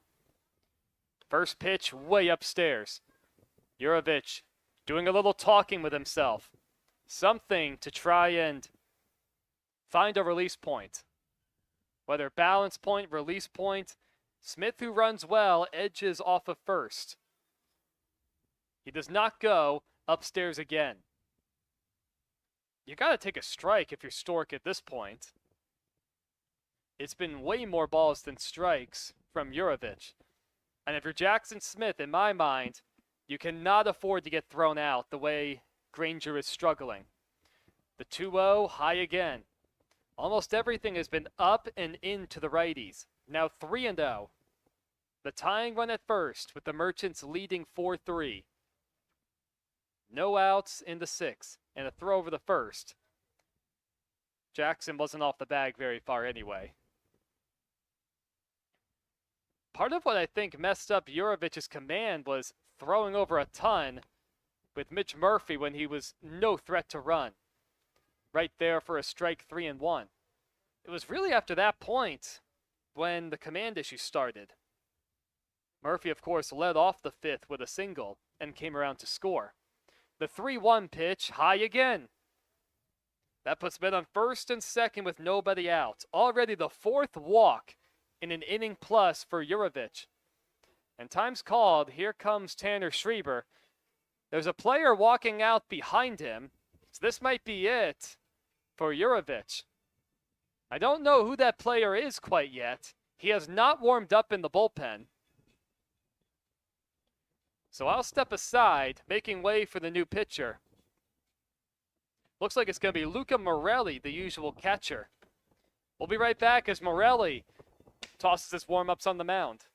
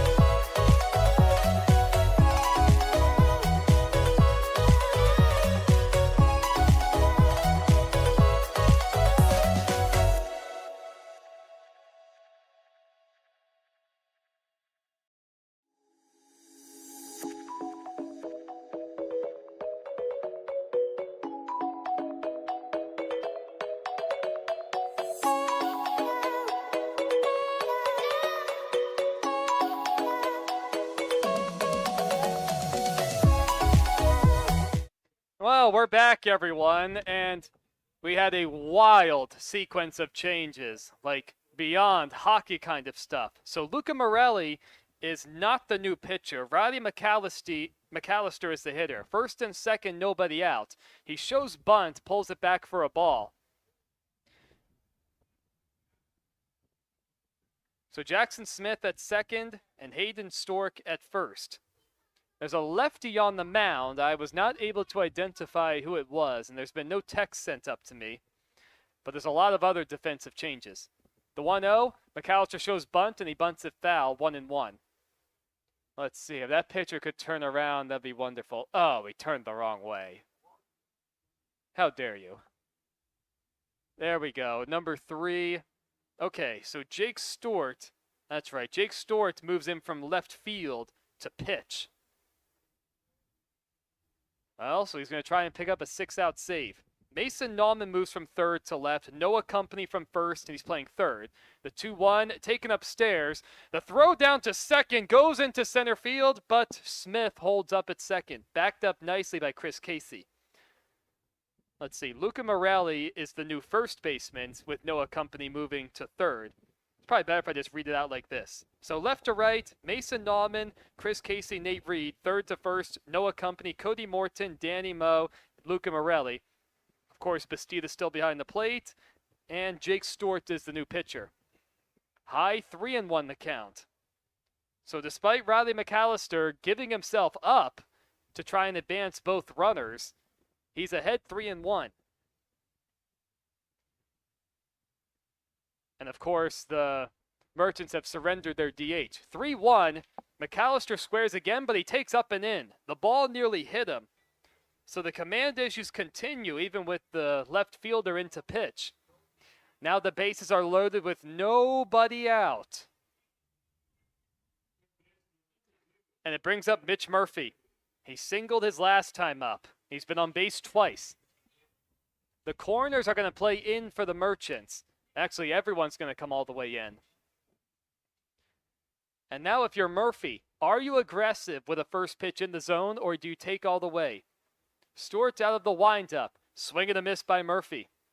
No taking all the way right there. I generally agree with remaining aggressive even in summer ball, especially with this being a developmental league. The 0-1 with nobody out. A little outside. Bobcats trailing 4-3. Smith at third represents the tying run. Stork at second, the go-ahead. The 1-1 from Stewart. Up and away, 2-1. So we're up to 5 walks issued by Merchants pitching in the last inning plus. From Jurovich and now Stewart into the game.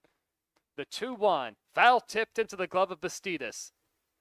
Jake Stewart trying to pick up a strikeout. See what kind of off-speed stuff he might have. He looks like he knows what he's doing, so a guy who definitely pitched in high school. The 2-2 delivery. Just outside. Now a full count. Nowhere to put Murphy, the leadoff man. Nobody up in either bullpen. Infield all the way in for the Merchants. Here's the 3-2 pitch. Swung on and missed. Murphy frustrated. And a big-time punch-out for Jake Stewart. One big out in the 6th, and it brings up Hackman. In an RBI situation his last time up, Hackman flew out weakly to right.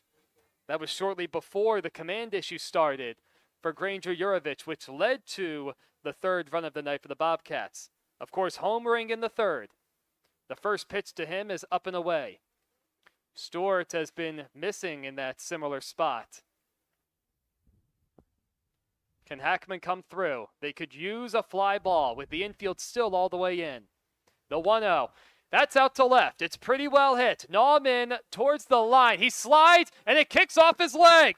It rolls towards the corner. 1 run scores. Into 3rd is Stork. He's just barely able to beat the play as the ball kicked out of Noah Company's glove. But we are tied 4-4. Caleb Hackman able to deliver on a fly ball just out of the reach of Mason Nauman in left. A new ball game, and the base is still loaded with 1 out. And a very poor base running play by Hayden Stork, almost getting himself forced out at 3rd, despite the ball kicking away. Now it's Weiss's turn. He's walked twice. Back to the box. They're going to get the out at the plate. Back over the first, and the throw's high. It's down the right field line. McAllister comes in to score. Hackman to 3rd, Weiss to 2nd. That was going to be a tailor-made 1-2-3 double play. Bastidas just sailed the throw to 1st. And he did a good job, too, of clearing out position to deliver a good throw to the first baseman, Morelli, the new first baseman at that. And the Bobcats lead 5-4. The 4th error of the night for both teams. And a chance for more. So Weiss, no RBI, he reaches on a fielder's choice. Can't assume a double play. Wagner, the hitter, and he fouls that one right off the mask of Mike Wise. So they'll give him some time. 0-1 the count. This has been an ugly inning all the way around. A couple walks. You have the hit from Hackman that tied it, but then the poor base running play that almost led to a force out, and then the error on the double play ball back to the pitcher. The 0-1 with men on second and third. Fouled into the screen, now 0-2. Really not good swings from these Bobcats hitters, despite Stewart, who is not a pitcher in this league on the mound. 0-2 the count with 2 outs. Stewart trying to escape, trailing by just 1. And the pitch. Swung on and missed. That finally retires the side. But 2 runs come across. First, it was Hackman's ball down the left field line to tie it. Then Weiss on a double play ball back to the box. The throwing error by the catcher Bastidas, leading to the go-ahead. We'll head to the top of the 7th. Now the Bobcats 3 outs away from picking up a win.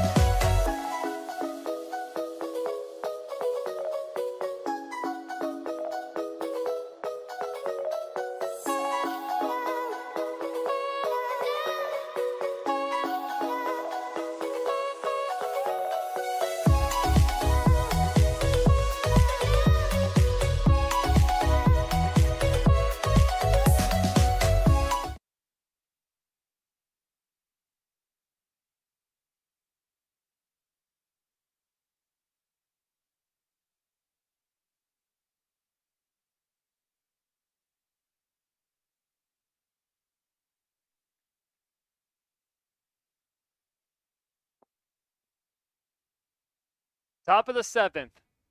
Merchants now 3 outs away from coughing up a victory. Jake Stewart the batter, Sam MacArthur back out, and he deals a ball outside. MacArthur worked a clean 6th inning. He's been excellent out of the pen tonight.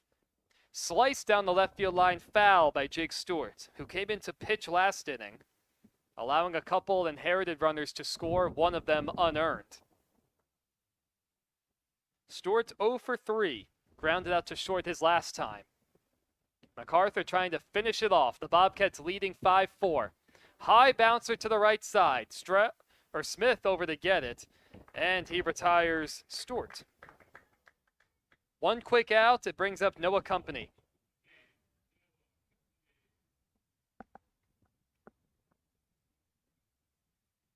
MacArthur trying to finish things off with 2 innings out of the pen. Company has been on base twice. A walk and a run scored back in the first. And he swings and misses at the first one. Bluecaps and ground slots all waiting at the top of the hill. The 0-1 with 1 out. Hit foul. Good breaking ball from MacArthur. The Bobcats, 3 unanswered runs in the 5th and the 6th, sitting on a 5-4 lead. A game where each team only has a combined 10 hits. The 0-2. Back towards the middle, slow roller, Weiss charges, throws on the run, not in time. Too much speed from Company. He reaches for the 2nd straight time on an infield hit. Weiss did all he could, but that ball was spinning and it just died when it hit the ground between the mound and second. Now Cody Morton, who represents the go-ahead run. He had the double and a run scored back in the first. He's been on base all 3 times. A fielder's choice his last time up. First pitch to him, right there for a strike. Now Company, first time I've seen him, He runs very well. Not sure what kind of base stealing prowess he has. Does he think about taking off? He does not go, and the pitch is popped up right side. It's going to get into the seats. But he's behind 0-2. Bobcat outfielders playing pretty deep, a quasi no doubles defense. Nobody up in the Bobcats bullpen. Short lead now from Company. There he goes, and the pitch is hit out to center. It's pretty well hit. Gadboy barely has to move though. He makes the catch. Company retreats to first. And the Merchants down to their final out. Trailing 5-4, it's Luca Morelli. 2-run single in the first, a walk in the third, and he reached on an error his last time up. Flew out to center his last time up. Not the neatest handwriting that time from yours truly. Will Company take off again? Still a short lead. He does not go, and the pitch is on the inside corner. Can MacArthur finish it off? A come-from-behind victory for the Bobcats. Or can Morelli extend the game? And will Company try to take second? He does not go there. The pitch bounces and it gets away from Stork to the backstop. Company up to second on the wild pitch. No chance for Hayden Stork. MacArthur tried a breaking ball, and the only chance Stork had was to try to backhand spear it. It kicked way up in the air and over him too. Now a base hit will tie it. The outfield's still playing pretty deep. The shortstop Weiss is going to try to keep Company close. The 1-1 is outside. The Bobcats would have a chance in the bottom of the 7th to win it if they surrender the lead. Some dancing still at second, and the 2-1 back towards the middle, off the leg of MacArthur, picked up by Weiss. He has no play at first. But that deflection from Sam MacArthur likely prevented the ball from going into center. And that forces Company to hold up at third. So a bit of a break for the Bobcats, and it's left to Daniel Bastidas. Bastidas 2 for 3 with a double and a run scored. Struck out his last time up. This one coming down to the wire as MacArthur gets a new ball. The breeze still blowing very strongly right to left. And now MacArthur, who's thrown 3 wild pitches in his inning and 2/3 of work, has the tying run 90 feet away. First pitch on the outside corner to Bastidas, who did not like the call. And if you're Company, you got to get a good walking lead. Trying to score on anything in the dirt. The 0-1. On the outside corner again. Back-to-back pitches Bastidas disagrees on. Up against it now. Daniel Bastidas behind 0-2. Merchants trailing 5-4. First and third, 2 outs. MacArthur set. And he goes home. Way outside, it nearly got away from Stork. Up to second goes Morelli, defensive indifference, as he took off late. So that takes away the force at second. That was a heck of a play from Stork to keep that ball around him. 1-2 the count now. Here's the pitch. In the air to center. Gadboy goes back. He has it sized up, and he makes the catch, and that's the end of the ball game. The Bobcats, with 3 unanswered runs in the 5th and the 6th, taking advantage of 5 walks between those innings and a costly error on what would have been a double play right back to the pitcher's mound. The Bobcats prevail 5-4, and they move even at 500 for the first time this summer, 7-7. Merchants with the loss fall to 8-6. A night where the Merchants were shorthanded, looked like they were going to pull it out regardless. Coughing up the lead late. For the first game of our doubleheader, it's the Bobcats, everybody, who are able to get it done. A resurgent Bobcats team getting better and better as the summer progresses. I'm Evan Schmeiser. That's it for me, you guys. We'll keep it on the same link as we get set for the second game of our doubleheader. Colin Whitty will be on the call for that one as the Bluecaps take on the Ground Sloths. So long for now. We'll pick things back up in about 20 minutes on this same link.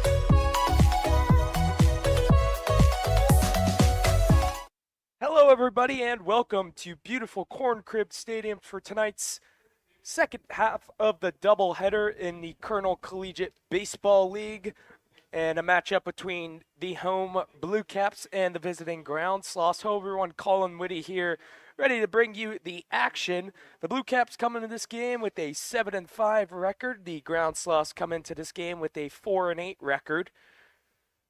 Big game for both of these teams after the Merchants and the Bobcats just finished off the first half of the doubleheader.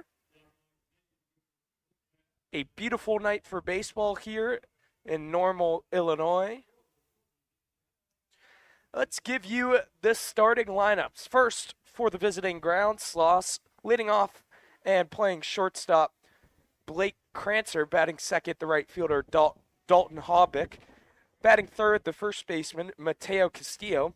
Batting fourth, the third baseman, Nate Cooley. Batting fifth, the left fielder, Carter Selk. Batting sixth, the second baseman, Jimmy Anderson. Batting seventh, the catcher, Charlie Graham. Batting eighth, the center fielder, Chris Danko. And batting ninth, the designated hitter, Braden Windy. And for the home Bluecaps for tonight's game, leading off and playing center field will be Riley Hendren. Batting second at second base, Gage Wolf. Batting third and playing third base, John Shuey. Batting fourth and playing first base, Cannon Klein. Batting fifth and in left field, Cameron Anderson. Batting sixth, playing shortstop, A.J. Weller. Batting seventh, the designated hitter, Hunter Brewer. Batting eighth, the catcher, Nolan Bowles. And batting ninth, the right fielder, Braden Elliott. On a mound, first for the ground Sloths, it'll be Braden Vanderheit, and for the Bluecaps, it will be Blake Roundtree. The Bluecaps in white pants, white and blue shirts. The ground Sloths in white pants and their brown jerseys. Just about getting ready to go here as the two managers, Dave Lingle and Peyton Dillingham, put in their lineup cards to tonight's umpires. A beautiful night for baseball, a part of this KCL, Colonel Collegiate Baseball League. We're going to take a very short break. First pitch coming up right after this.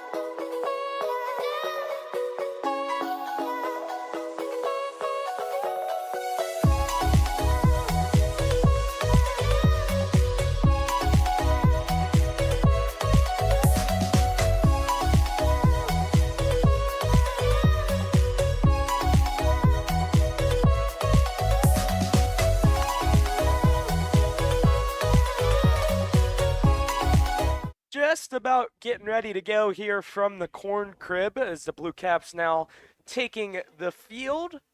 Second game of this KCL doubleheader. So they take the field, and on the mound for the Bluecaps will be the right-hander Blake Roundtree. So far this season, 4 2/3 innings pitched, 3 games played. One of them was a start, 0-1 record. Was allowed 2 hits, 4 earned runs, 5 walks, 3 strikeouts, an ERA of 6 flat, and a WHIP of 1.50.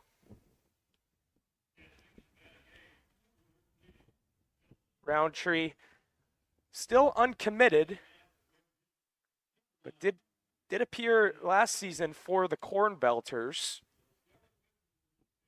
Pitched 22 and a third innings there as he takes the mound. We're just about getting ready to go here on a beautiful night for baseball. Breezy night here at Normal.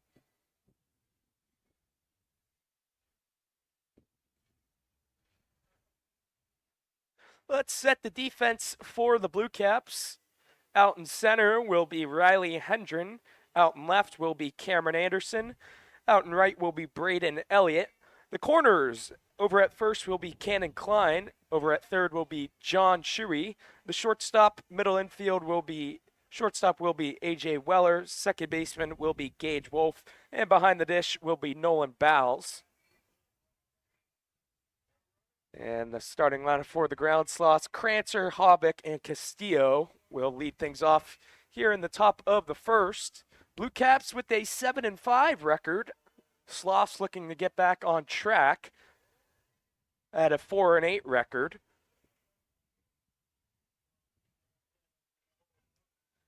Ground Sloths 3.5 back of first place. That'd be the Merchants, who lost earlier today. Bluecaps can take advantage of that. With a win here today, they'd move in the first place, only a half a game back.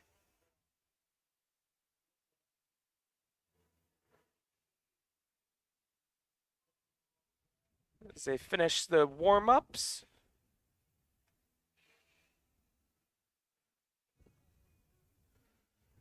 Bluecaps on a 3-game win streak. The Ground Sloths, in desperate need of the victory, have lost 6 in a row. Blake Crancer to lead things off, and here we go. Roundtree working from the windup.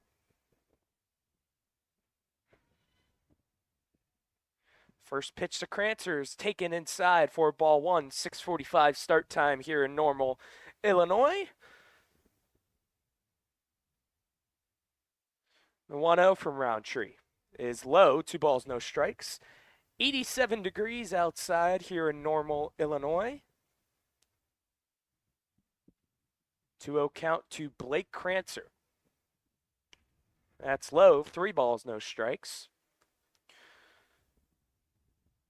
Crancer just finished his high school career at Normal West, local kid, 3-0. That's taken for an auto strike. 3 balls, 1 strike.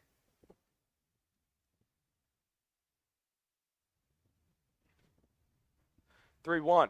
That's taken again right down the middle. Crancer coming in with a .304 batting average, .901 OPS. It's been excellent out of the leadoff spot for the Ground Sloths. Here's a full count offering. That one's poked into the infield. Second baseman Wolf running in, and he's unable to make the catch. So it's going to be a E4 on the second baseman Wolf, and the leadoff man is on to begin things here in the first.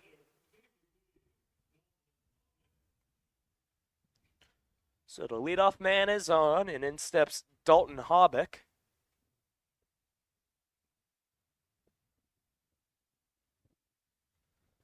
.278 average on the season. First pitch to Hobbick is fouled back for strike 1.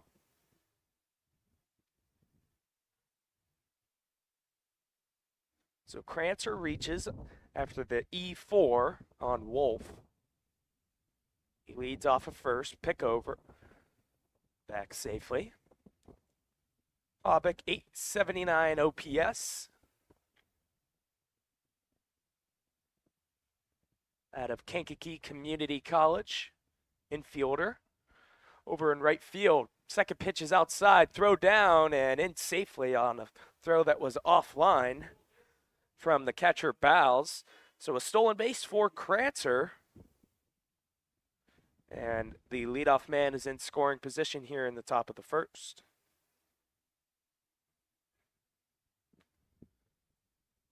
Ball and a strike to Hobbick. 1-1 is low. Stealing third is Crancer, and he's there without a throw. Bowles was unable to get it out of his hand. And the first run for the Ground Sloths just 90 feet away. Aggressive base running thus far. 2 balls, 1 strike to count to Hobbick. Here's the pitch. That's lined back up the middle. That's going to get through for a base hit. So the leadoff air pays dividend. And 2 stolen bases from Crancer. Now the single, and it's quickly 1-0 Ground Sloths.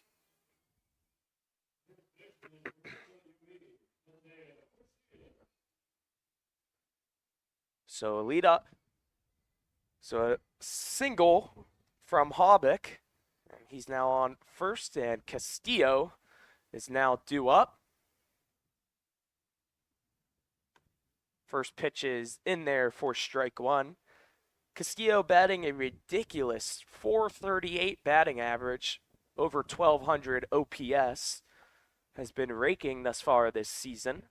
Second pitch is in the dirt, throw down, runner goes, is way late. The third stolen base of the inning for the Ground Sloths, and another runner in scoring position.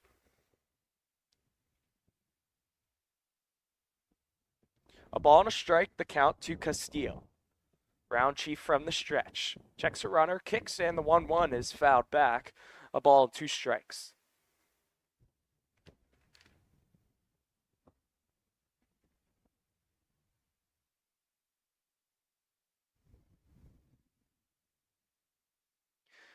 One ball, 2 strikes. Hobbick off a second, being held on by Weller. 1-2. That's going to be poked to the left side to the third baseman, Shuey. He'll field it cleanly, throw on the first for out number 1. Staying at second is Hobbick. So a 5-3 putout for out number 1 of the inning. And Castillo is retired. And in steps third baseman Nate Cooley.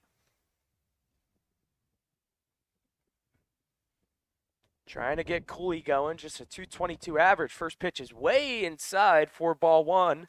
Almost got a piece of Cooley.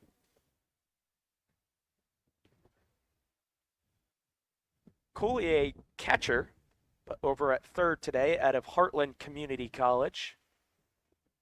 From Chilliwack, Illinois. 1-0 is outside. 2 balls, no strikes. Crancer reached on an error. He came around the score with 2 stolen bases. Hobbick singled and stole second. Castillo grounded out the third, and now Nate Cooley. Throwback, and in the center field it goes, but Hobbick saw it late, and he is unable to take advantage of that. Went right past the glove of Gage Wolf.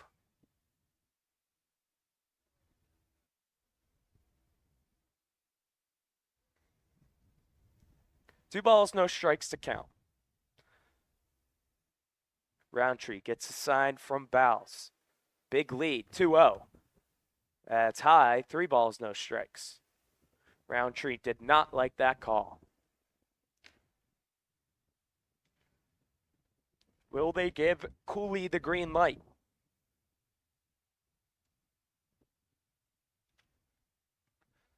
And the 3-0 is way outside and gets past the catcher Bowles. And on the third goes Hobbick. And a 4-pitch walk to Cooley, and there's runners on the corners, still only 1 out. So advancing on the pass ball is Hobbick. And here's Carter Selk with Sloths at the corners.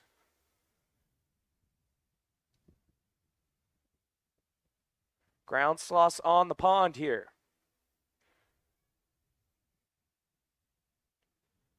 Will Cooley be off on the first pitch? Yes, he is. Pitch is high. 4-1 and in safely without a throw goes Cooley. The 4th stolen base of the inning for the Ground Sloths. 1-0 count to Carter Selk. Swung on and missed way late on a breaking ball. A ball and a strike. Selk at a 200 flat batting average, 682 OPS. Here's the 1-1. That one's a little poke out to center. On comes Hendren, and he makes the diving catch. What a play. Tagging from third is Hobbick. He will score without a throw, but what a catch for out number 2.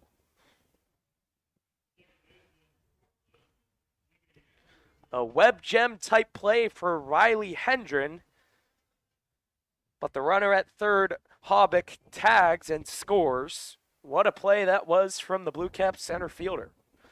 Sack fly nonetheless.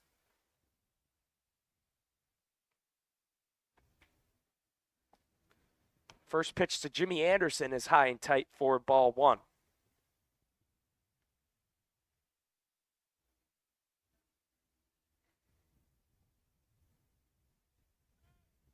Oh, and they got him in a rundown. They're going to run at him, throw back, and he is tagged for out number 3. So a pickoff successful, and that ends the top of the first. But in that inning, 2 runs off of 1 hit, 1 error, and 1 runner left on base. We've played half of inning here from the Corn Crib. It's the Ground Sloths 2 and the Bluecaps nothing.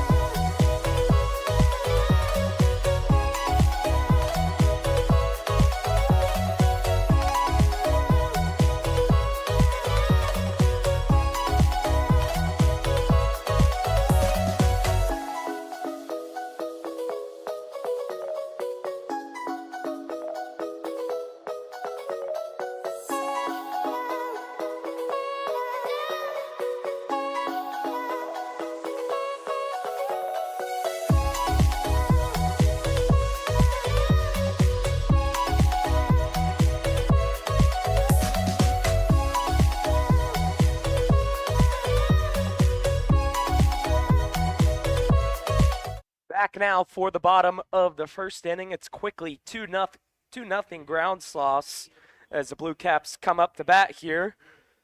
On the mound for the Ground Sloths will be the right-hander Braden Vanderheit. This season, 6 2/3 innings pitched, 33 batters faced. First pitch to Riley Hendren is bounce for ball 1. Hendren made that unbelievable play in center for out number 2. 1-0 to Hendren. That's going to be grounded softly to the right side. Anderson on a bow, and it goes past the first baseman Castillo. That'll be an E4, and the leadoff man is on to begin things for the Bluecaps.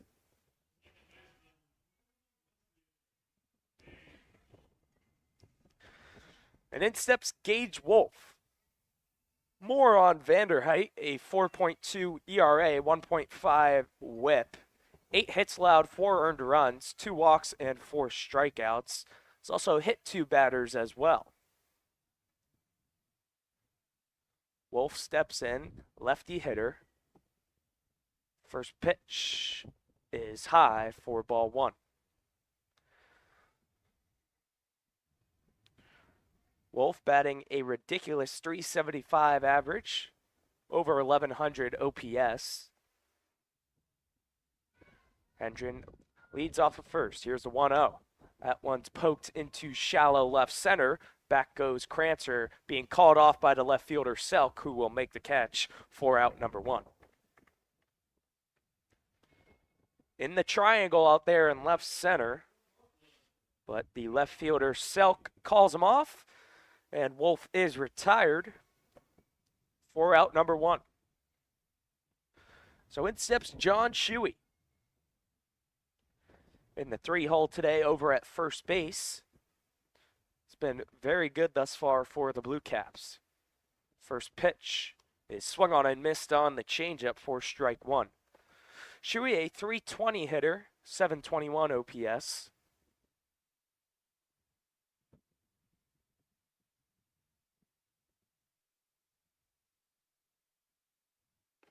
Oh, 1 is swung on and missed on the changeup yet again. Shuey at a Parkland Community College.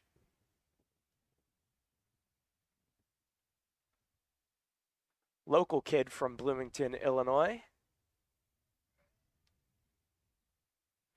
No balls, 2 strikes to count. Here's the pitch. That one gets by to catcher Graham, and on the second goes Hendren on the wild pitch.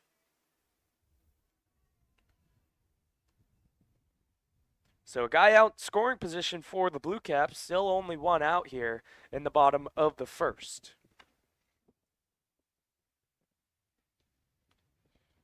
One ball, 2 strikes to count. Hendren off a second. Here's the 1-2. Just getting a piece of it was Shuey to stay alive.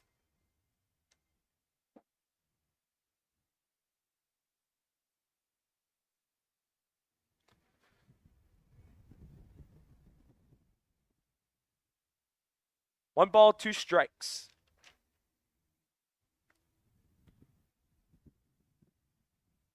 Vanderheit from the stretch. Kicks and the 1-2. Swung on and missed on the fastball. A strikeout of Shuey for out number 2 here in the bottom of the first. So 2 gone, and in steps the first baseman, Cannon Klein. Klein has struggled at the plate. 214 average, 690 OPS. Trying to get back on track here. Base hit would likely score the first run of the game for the Bluecaps. 2 gone in the bottom of the first. First pitch to Klein is fouled and gets a piece of the catcher Graham for strike 1. One plate umpire giving Graham some time to shake that off. Looks to be okay. Gives a thumbs up to Dave Lingle, third base coach and manager for the Bluecaps.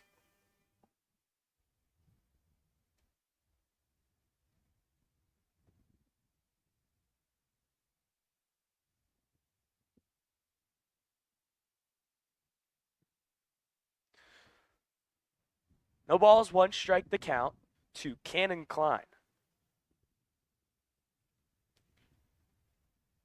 Kicks and the pitch. Right down the middle for strike 2. Quickly ahead of the count.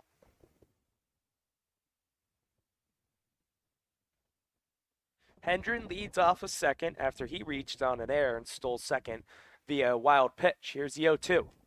That one's a little poke down the left field line and fair. And into the corner it goes. Hendren's going to score easily. And in the second, with a stand-up double, goes Cannon Klein.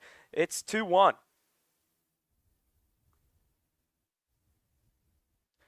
So the Bluecaps get on the board here in the bottom of the first after the big clutch hit from Cannon Klein. Trades places with Hendren. It's a 2-1 ball game here in the first. Big hit from Klein. Now here's Cameron Anderson. First pitch to Anderson is low for ball 1.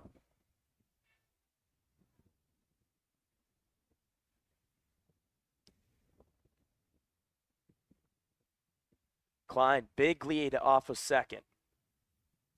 Here's the 1-0 to Anderson. Breaking ball just a bit inside. 2 balls, no strikes.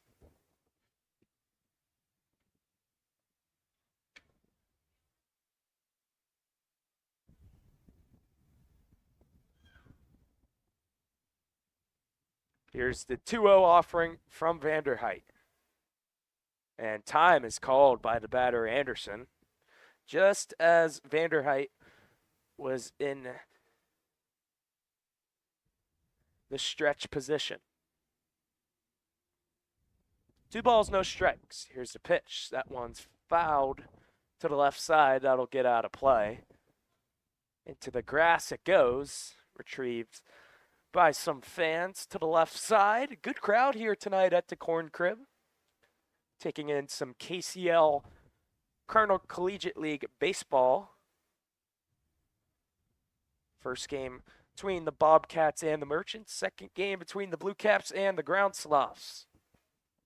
2-1 count to Cameron Anderson.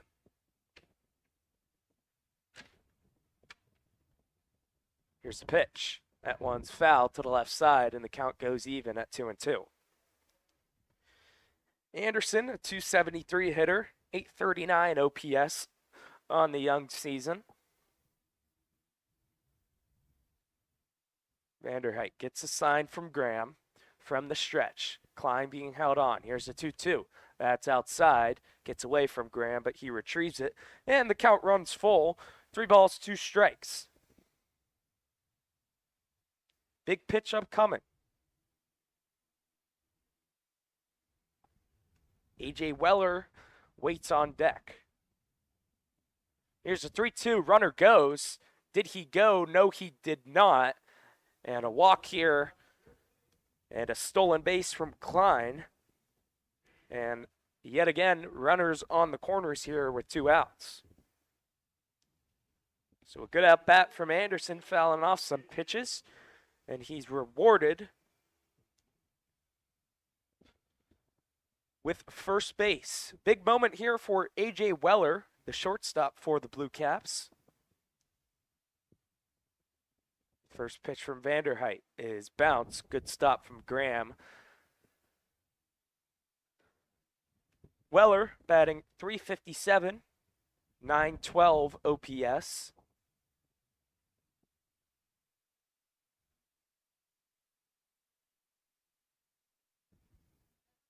Here's the 1-0. A little check swing, got a piece of it and fouled out of play. A ball and a strike to A.J. Weller.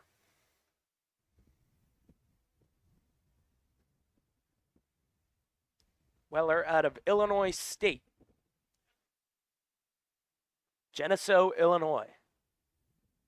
Here's the 1-1. Runner goes. Pitches in there for a strike. Throw down. And coming home. Play at the plate. And it gets past the catcher, Graham.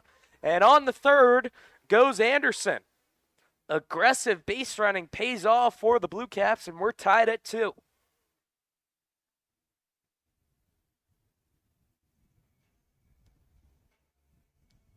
Well, scored at a stolen base and then an E6 on the shortstop, Crancer.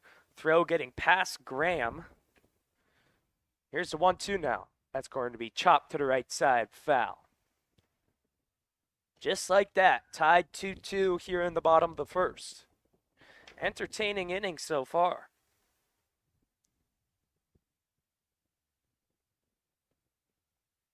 Here's the 1-2. That's way high. Good stop from Graham.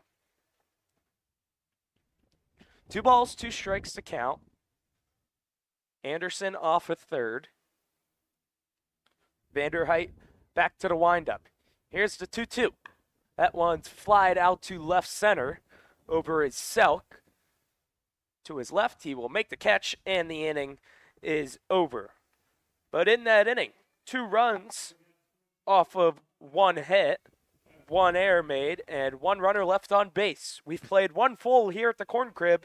It's 2-2 between the Bluecaps and the Ground Sloths.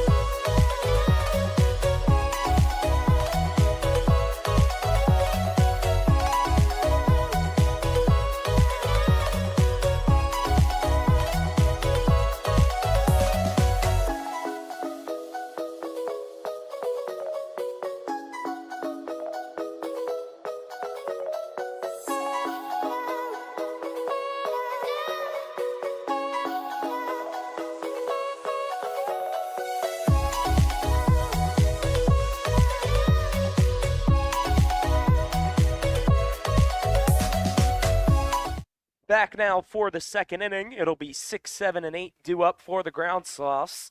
Tied at 2 here from the Corn Crib. A very sloppy inning from the Bluecaps and the Ground Sloths. A combined 2 wild pitches, 2 errors, and 6 stolen bases between the two teams. An entertaining first inning, I could say. Tied at 2 after 1. Second half of the doubleheader here from the Corn Crib. Jimmy Anderson, since he did not complete an at-bat and they caught the runner in a rundown, is now due up to begin things here in the second.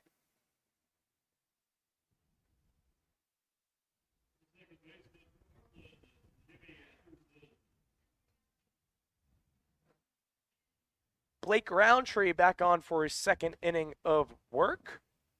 First pitch to Anderson is swung on and missed on the fastball for strike 1.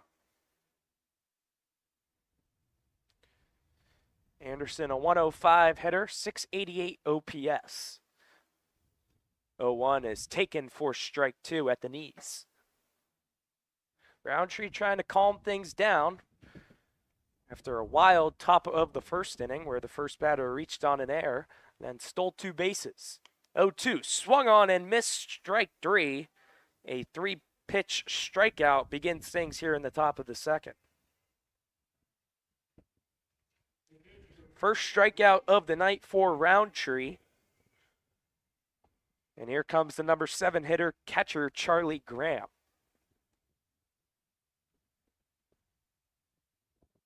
First pitch is inside for ball 1. Graham, a new player for the Ground Sloths. It's yet to record a hit. Only 1 plate appearance. 1-0. A little poke to the right side and through for a base hit. A little poke into right, and the first hit of the season for Charlie Graham comes in the top of the second with 1 out. Making a diving attempt at that was Wolf. Would have been a tough play. But a 1-out single here in the top of the second. And in steps Chris Danko. First pitch to Danko is swung on him. This gets by to catcher Bowles. And taking second is Graham on the pass ball. So a runner in scoring position here for the Ground Sloths.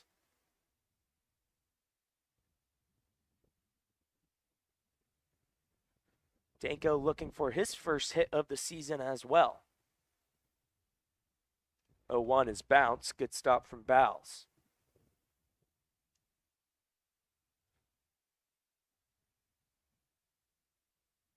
One ball, 1 strike. 2-2 game here, top of the second inning. 1 out. Charlie Graham leads off a second. And pickoff attempt goes in the center field, but is cut off by Weller. Again, sloppy play from the Bluecaps.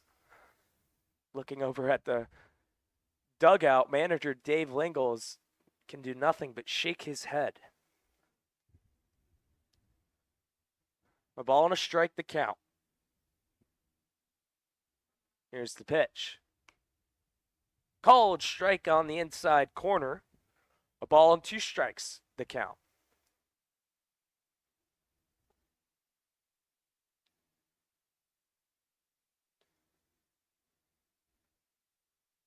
Here's the 1-2. Called strike 3 at the knees. The second strikeout of the inning for Roundtree. And 2 away here in the top of the second.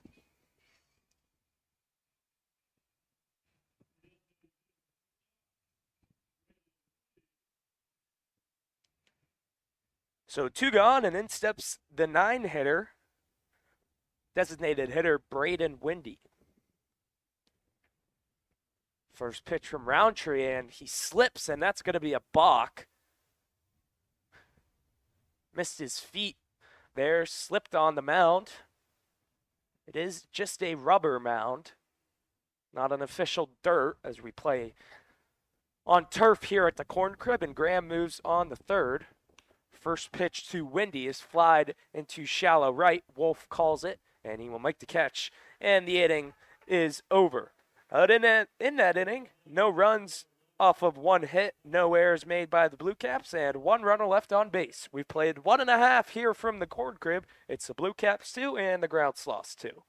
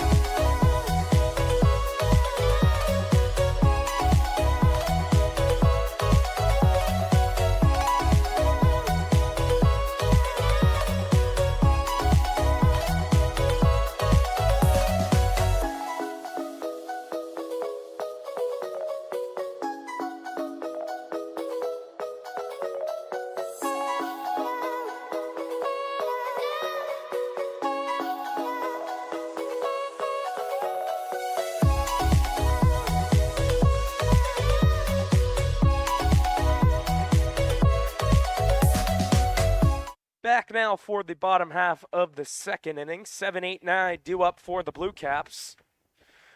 It'll be Hunter Brewer, Nolan Bowles, and Braden Elliott.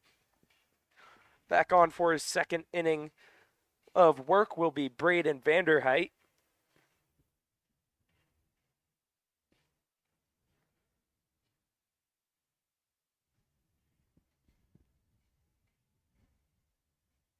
Two-two game here in the bottom of the second inning.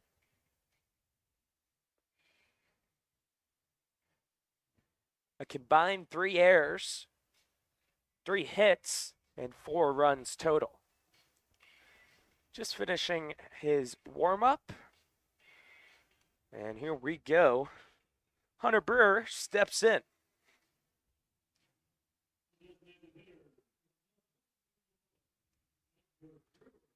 Brewer out of southwestern Illinois. The designated hitter for tonight's game. Still looking for his first hit of the season.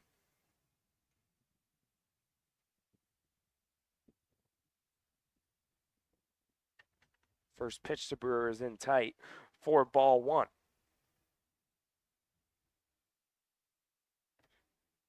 Vanderheit working from the windup. 1-0 is outside.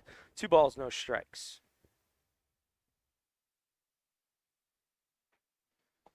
Here's the 2-0. That one's lined to into right field for a base hit.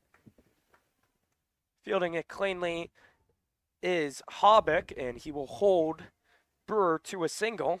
And leadoff man is on to begin things here in the bottom of the second.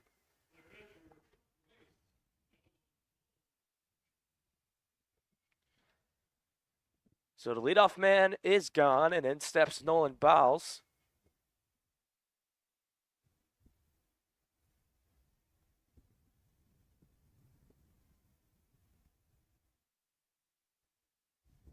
First pitch is going to be grounded just foul to the left side. Bowles comes into this game a .250 average, .528 OPS.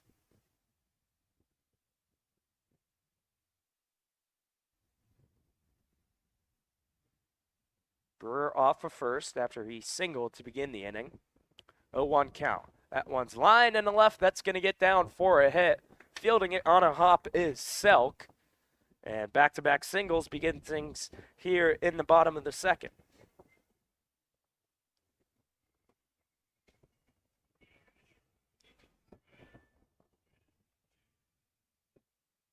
So 2 on, nobody out. Number 9 hitter Braden Elliott steps in. Oh, they ask him to bunt here. They will not. He swings at the first pitch and lines this to the right side. Castillo makes the over-the-shoulder catch. Tagging from second is Brewer. What a play from Castillo, and a heads-up base-running move from Brewer. And now there's runners on the corners. An unbelievable play from Castillo. Remaining at first is Bowles. What a play that was. So the lineup card turns over. Riley Hendren now up, reached on an error back in the first. Stole 2 bags as well. First pitch to Hendren is on the inside corner for strike 1.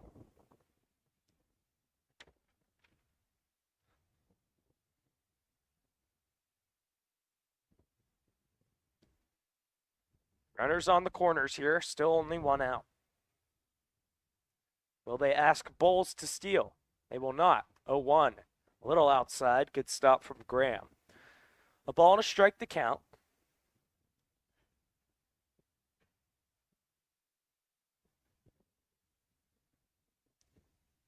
Brewer off a third. Bowles off a first. Here's the 1-1. Swung on and missed, strike 2. Beautiful breaking ball there from Vanderheit.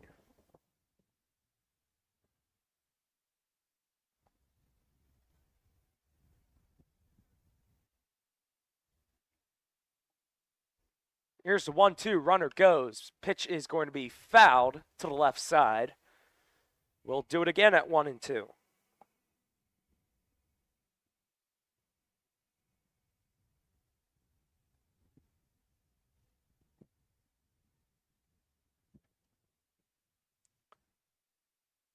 Runners on the corners. That one's lined in the right field. That's going to get down for a hit. Scoring from third is Brewer. Staying at second is Bowles. And Hendren delivers. It's 3-2 Bluecaps. Just out of the outset reach of Castillo over at first. Bowles had to wait to see if that would get past Castillo. Didn't want to get doubled up. And indeed it does. Third hit of the inning for the Bluecaps. And here's Gage Wolf with runners at first and second. First pitch is bounce. Good stop from Graham behind the dish. Brewer singled to begin the inning. He just scored. Bowles singled. He's now on second. A pop-up from Elliott. And now Gage Wolf. That one's going to be grounded to the second baseman, Anderson. Only play to first, and he makes it. Runners advance to second and third. 2 gone here in the bottom of the second. A 4-3 putout. Ball was slowly hit. Only play was to first. And here's John Shuey. 2 runners in scoring position. Shuey struck out back in the first. First pitch is in there on the outside corner for strike 1. Bowles off of third. Hendren off of second. Can Shuey deliver? The 0-1. That one's going to be a little poke out to right center over his Danko, and he makes the run and catch, and the inning is over. But in that inning, 1 run off of 3 hits. No errors made by the Ground Sloths, and 2 left on base. We've played 2 full here at the Corn Crib. It's the Bluecaps 3 and the Ground Sloths nothing.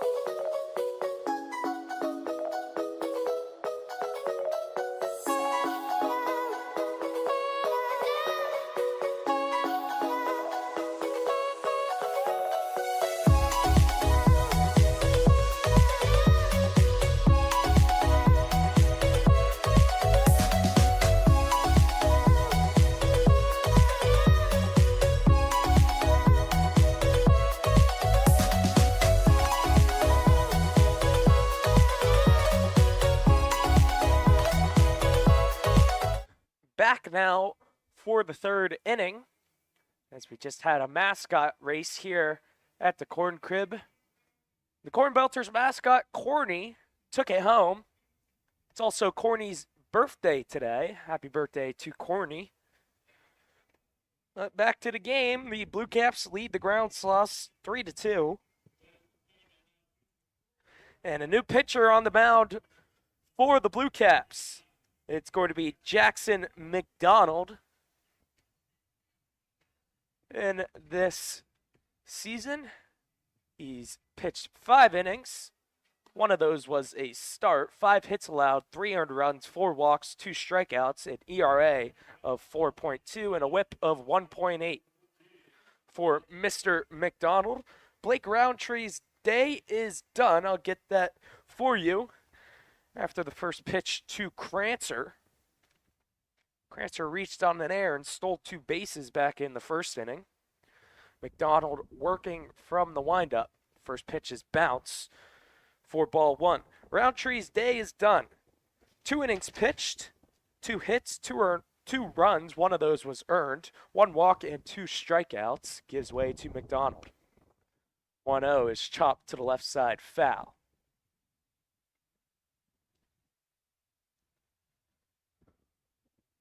Quality outing for Roundtree. Here's a 1-1. That's in there for strike 2. Ball and 2 strikes.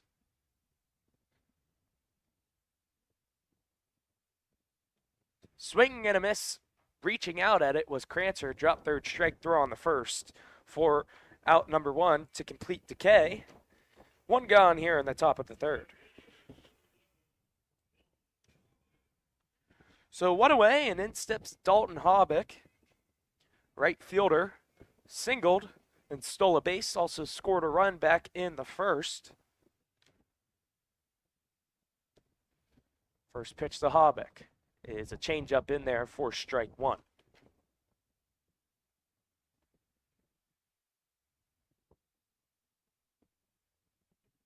The 0-1.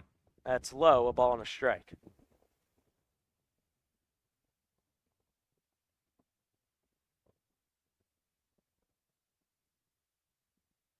Here's the 1-1. That one's bounce. Good stop from Bowles. 2 balls, 1 strike the count to Dalton Hobbick.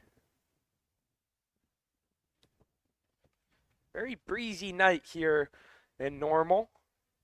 2-1 is in there for a strike. 2 balls, 2 strikes.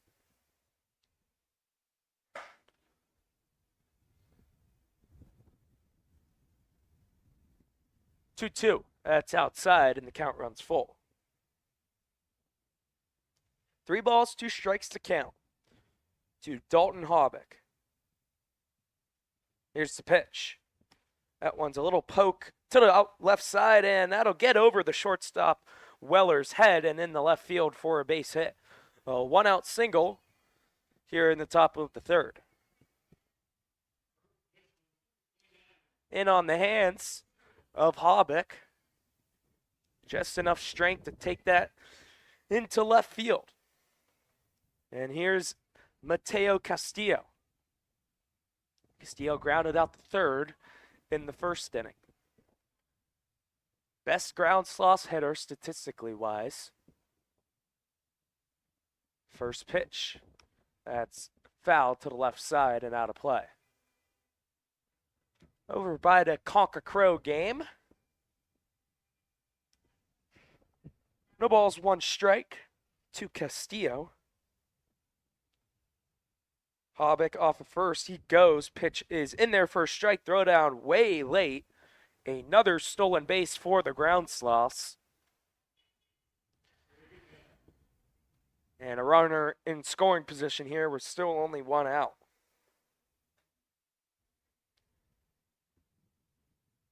Oh-2 count to Castillo.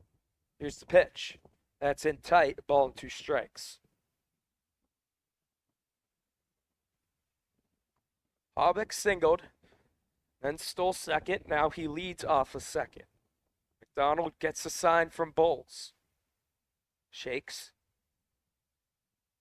Now nods. checks the runner, kicks, and the 1-2. Runner goes, pitch is swung on for a miss. Strike 3. Could not get it out of the glove was Bowles.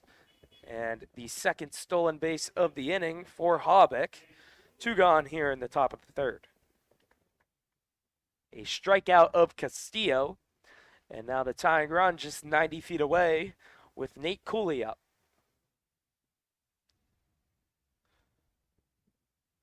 Here's first pitch to Cooley is low for ball 1. Cooley walked and stole second, but was stranded there. Or was picked off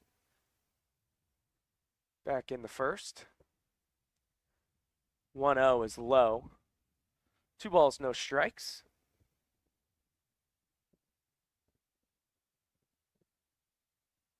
Here's the 2-0. That's low. 3 balls, no strikes.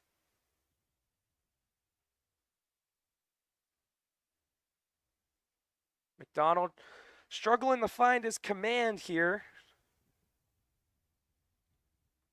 Here's the 3-0. That's high and tight. 4-pitch walk. Yet again, the Cooley. And runners at the corners here with 2 outs here in the top of the 3rd.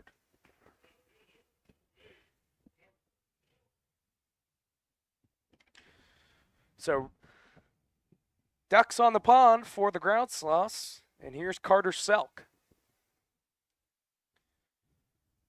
He flew out to center. Great play by Hendren. Sack fly in the first. First pitch is swung on and missed for strike 1. Hobbick off of 3rd. Cooley off of 1st. Being held on by Klein. Here's the 0-1. That's low at the knees. A ball and a strike.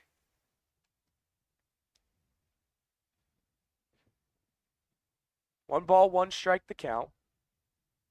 McDonald from the stretch. Kicks and the 1-1. That's outside on the breaking ball. That did not break. 2 balls, 1 strike. 3-2 game here. Top of the 3rd inning. Runners on the corners for the ground sloths. Bluecaps lead 3-2. 2-1 count to Carter Selk. Here's the pitch. Swung on and missed way late on the fastball. And the count goes even at 2-2. 2 balls, 2 strikes to count. McDonald checks the runner at first. Kicks, runner goes. Pitch is lined into left. Will it stay fair? It will not. It'll go out of play. So Selk retrieves back to home. Off on the pitch was Cooley.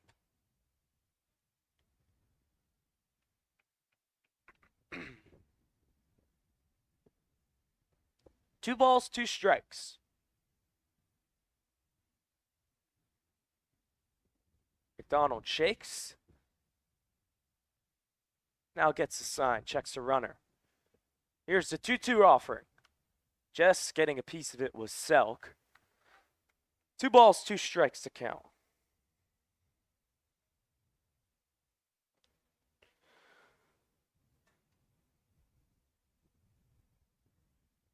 Two balls, 2 strikes to Carter Selk. Here's the pitch.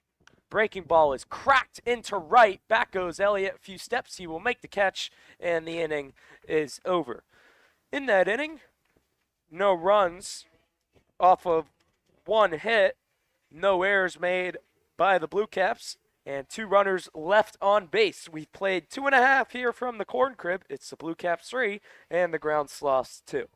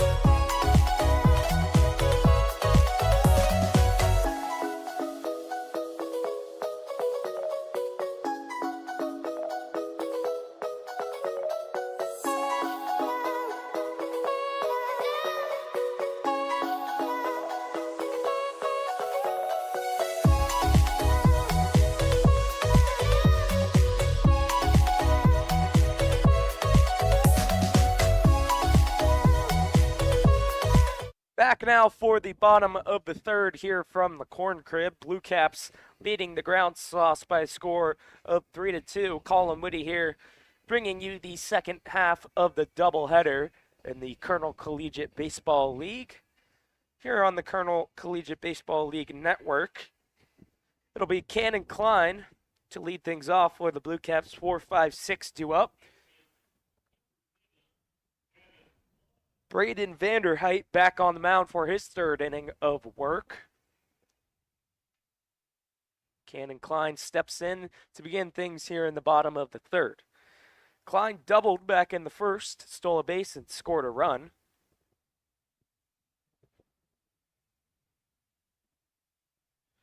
First pitch from Vanderheit is low for ball one.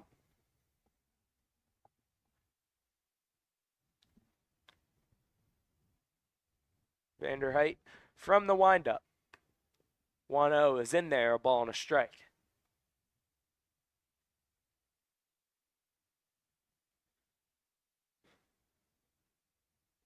The 1-1 the climb. That one's flied into shallow right center. In comes the center fielder Danko. He will make the running catch for out number one. A fly out begins things here in the bottom of the third.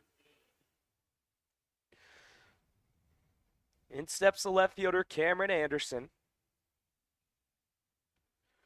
He walked and stole a base in the first.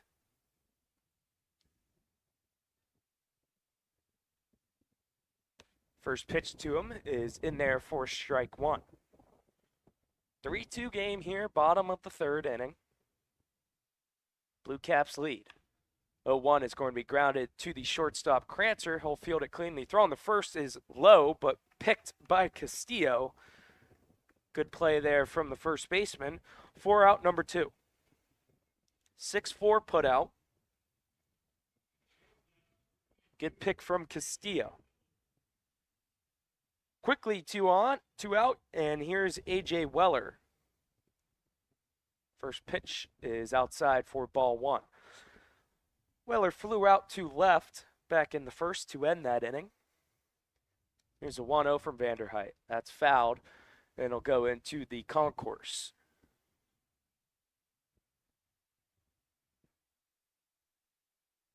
A ball and a strike the count. Vanderheit working quickly. Here's the 1-1. Breaking ball just caught the outside corner. A ball and two strikes. Vanderheit looking for a 1-2-3 bottom of the third. Here's the 1-2. Just a bit outside as he started to motion toward the Ground Sloths dugout.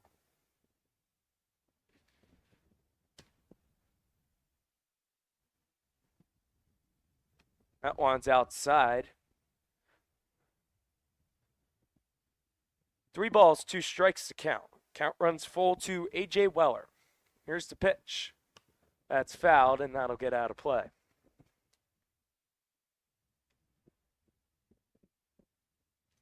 Three balls, 2 strikes to count to A.J. Weller.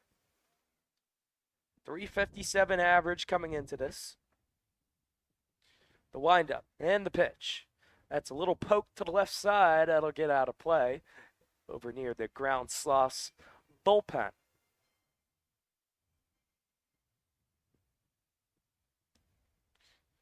Good battle here from Weller. We'll do it again at 3-2. Big pitch upcoming. Here it is. Breaking ball fouled back yet again.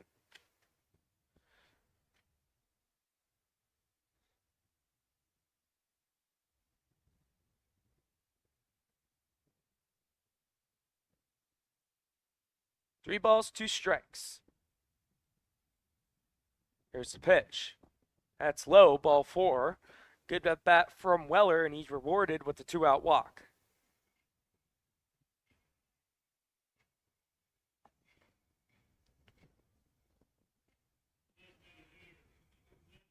So a 2-out free pass, and in steps the designated hitter, Hunter Brewer. He singled back in the second, scoring the lone run in that inning. Part of a 3-hit inning for the Bluecaps.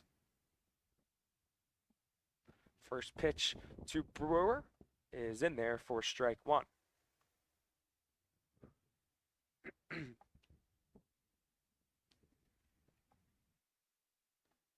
Weller off of first. Small lead. Here's the 0-1. That's bounce. Good stop from Graham.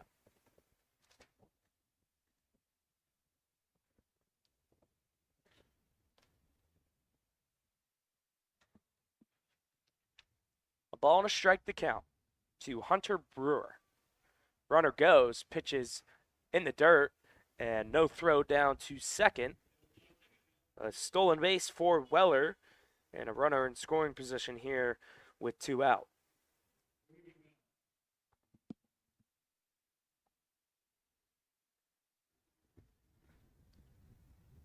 Two balls, 1 strike to count to Hunter Brewer. Here's the pitch. Swung on and missed on the changeup. Beautiful pitch there from Vanderheit. Count even now at 2-2. Off a second goes Weller. Here's the 2-2. Good stop from Graham in the dirt, and the count runs full yet again. After 2 quick outs here to begin the inning, 2 very long at-bats from Weller and Brewer. Can Brewer be rewarded? Here's the full count offering. That one's a little poke out to left center, and that's going to get down for a hit. Rounding third and scoring easily is Weller. And the stolen base pays dividends after the single from Brewer. It's 4-2 Bluecaps.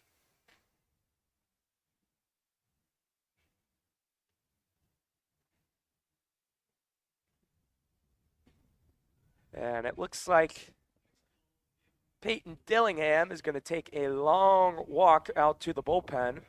Someone has just started to warm up in the Ground Sloths bullpen. Just talking things over here out on the mound.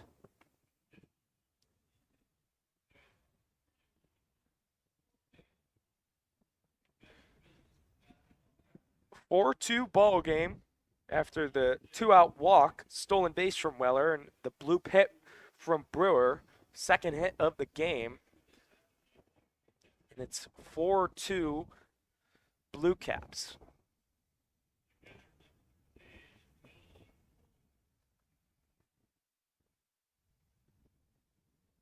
Two gone, runner at first, that's Brewer. And in steps the catcher, Nolan Bowles. He singled and made it to third back in the second inning, but was stranded there. First pitch to Bowles is in there on the inside corner for strike one. Breezy night here in Illinois. Nice breeze here in the broadcast booth. 0-1, runner goes, pitches fouled back for strike two.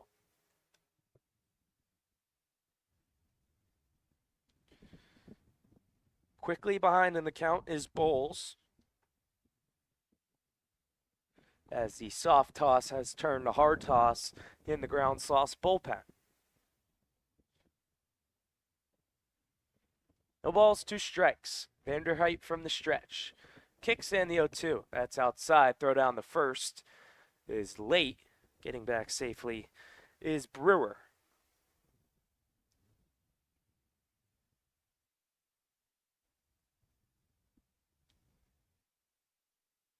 One ball, 2 strikes.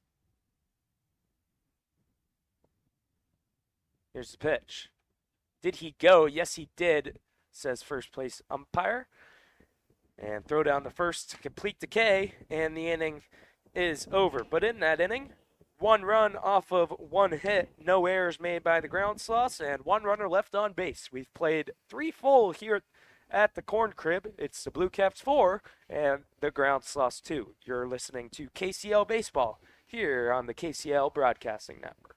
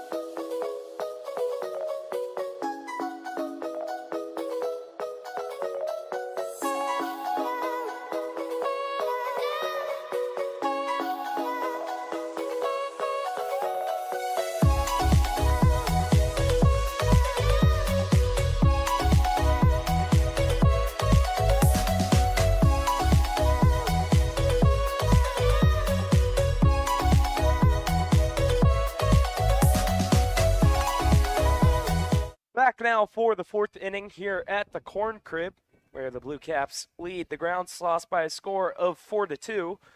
Colin Whitty here bringing you this second half of the doubleheader in the Colonel Collegiate Baseball League. It'll be Jackson McDonald back on for his second inning of relief. 6, 7, 8 due up for the Ground Sloths, in desperate need of a few runs here. Have lost their last 6 in the KCL. First pitch to Anderson is low for ball 1. Anderson struck out back in the second. One of the 2 strikeout victims of Roundtree. 1-0 for McDonald is in there on the outside corner for strike 1. A ball and a strike the count. Anderson has 1 home run on the season. 1 of 2 Ground Sloths to do so. 1-1 is low. 2 balls, 1 strike.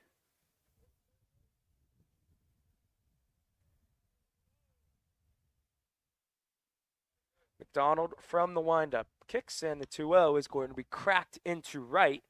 Over a few steps goes Elliott, and he will make the catch for out number 1 to begin things here in the top of the 4th.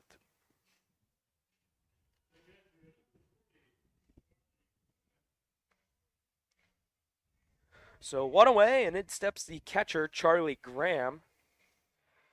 He singled back in the second and advances second on a pass ball. Be the catcher Bowles, his counterpart for tonight. First pitch is outside on a breaking ball for ball 1.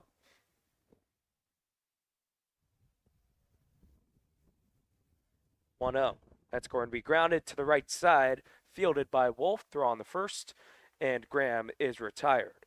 2 gone here in the top of the 4th. 4-3 put out. And in steps Chris Danko. He struck out back in the second. 1 of 2 strikeout victims for Roundtree. First pitch from McDonald is swung on and missed way late on the fastball.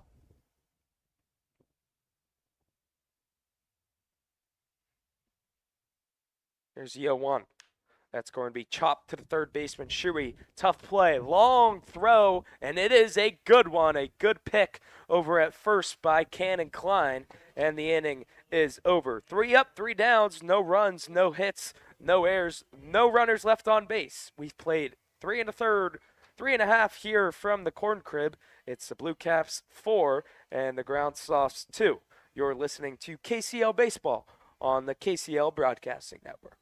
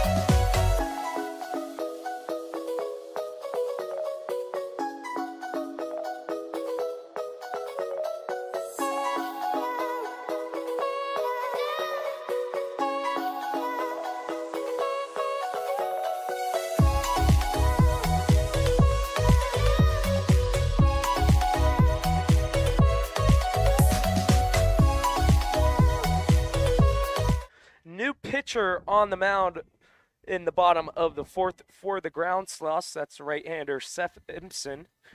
And that means the day for Braden Vanderheit is done. 3 innings pitched, 5 hits, 4 runs, 3 of those earned, 2 walks and 2 strikeouts. And he gives way to Impson in the bottom of the 4th. 4-2 Bluecaps lead. It'll be 9-1-2 due up for the Bluecaps here in the bottom of the 4th.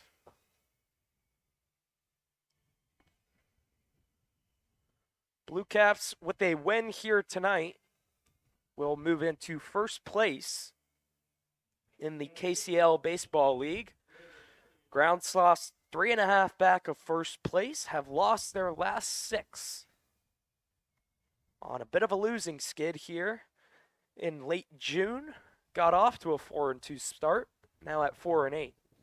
Here's Braden Elliott. First pitch he sees, he swings and misses for strike 1.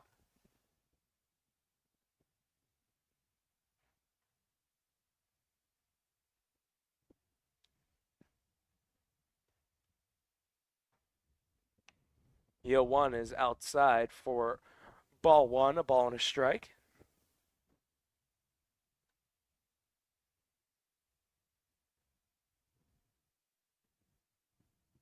One is swung on and missed on the breaking ball. Beautiful pitch there from Impson. Impson, a class of 2024 recruit, heading to Lincoln Land Community College. 93-mile-per-hour fastball. 1-2, just inside. 2 balls, 2 strikes.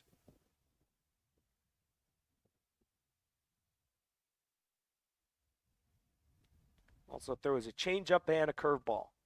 2-2. That's cracked foul to the right side. Count remains at 2-2.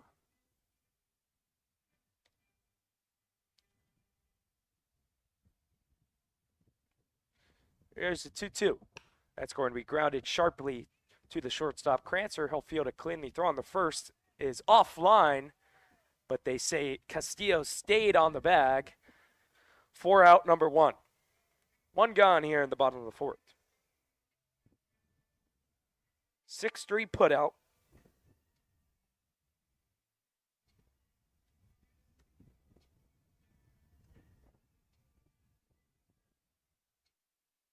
And manager Dave Lingle is going to come over and talk to the first base umpire. See if he can get a reasoning.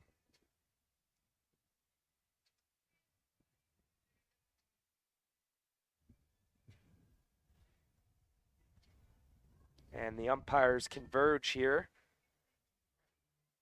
See what call they will stay with on the field. Call in the field saying that Castillo maintained his foot to be on the bag. Called it an out. And they are going to confirm it being an out after the discussion.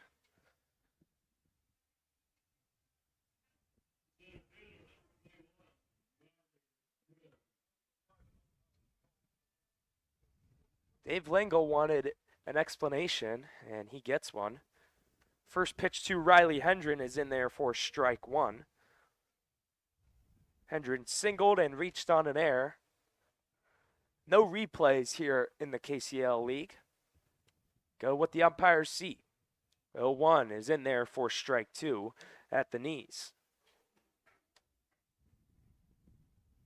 No balls, 2 strikes to count. Working exclusively from the stretch is Impson. The 0-2. Did he go?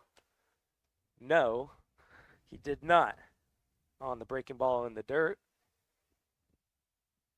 Appeal down the first. Very late appeal. Umpire says he did not go.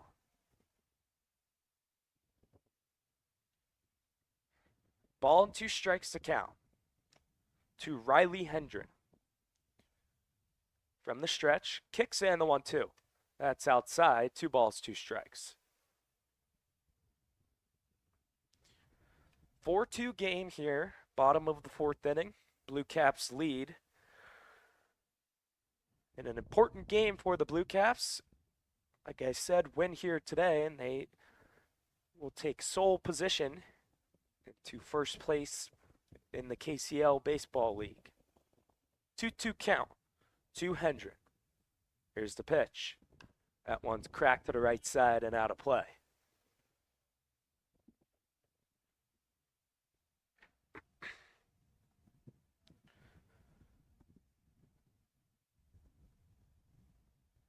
Impson gets the sign from Graham.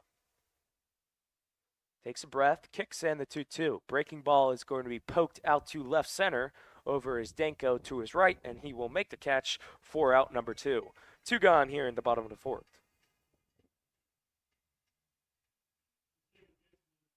So quickly 2 gone, and in steps the second baseman, Gage Wolf. He's flied out to left and grounded out to second. In this ball game, still looking for his first hit. Left-handed hitter up there at the plate. First pitch from Ibsen. That's going to be cracked to the right side and through for a base hit. A 2-out single from Wolf here in the bottom of the 4th.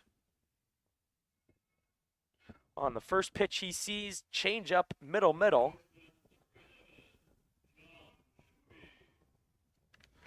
And in steps John Shuey, third baseman who has struck out and flew out to center here tonight. Bluecaps looking for some 2-out magic like they had last inning. Throw over. Wolf didn't get too far off. Weller walked last inning, stole second, and then scored on the Brewer RBI single. First pitch to Shuey is in tight for ball 1.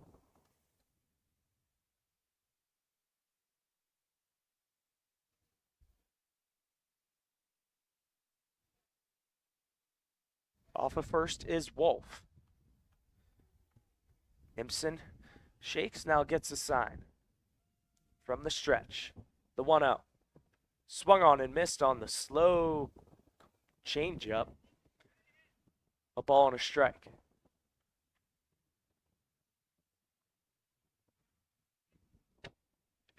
One is the count. Wolf off of first. Here's the pitch. That's low. 2 balls, 1 strike.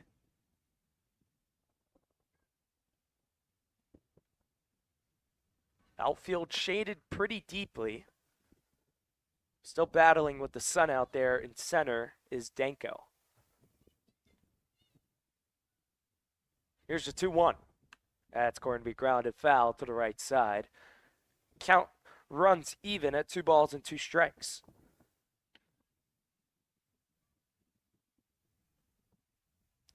Two balls, 2 strikes to count. Wolf leads off of first. Impson gets a sign from Graham. Comes set. Kicks and the 2-2. Swung on and missed on the changeup, and the inning is over. In that inning, no runs off of 1 hit, no errors made by the ground sloths, and 1 runner left on base. We've played 4 full here at the Corn Crib.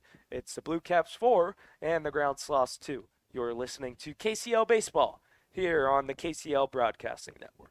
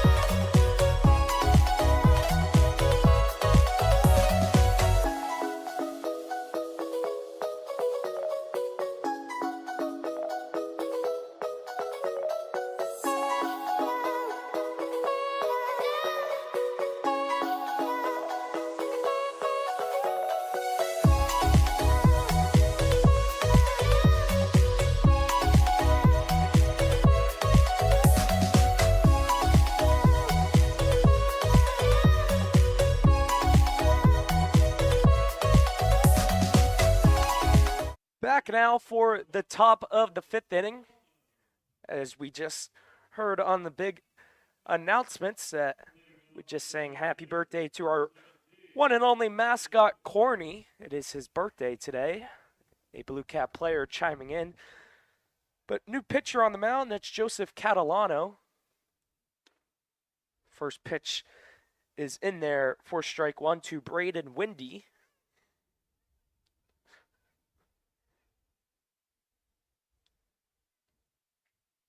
Second pitch is swung on and missed for strike two. Jackson McDonald's day is done. His final line: 2 innings pitched, 1 hit, no runs, 1 walk, and 2 strikeouts. He was excellent in the third and fourth inning, and he gives way to Catalano. 0-2 is outside, ball and 2 strikes. Catalano out of Kankakee Community College.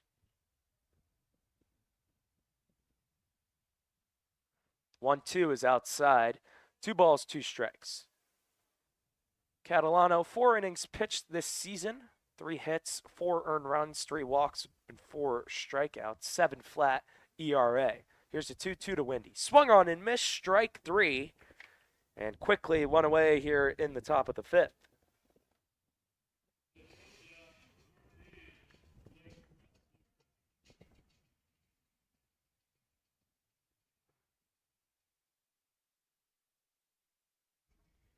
So 1 gone, and in steps the leadoff hitter, Blake Crancer. Lineup card turns over.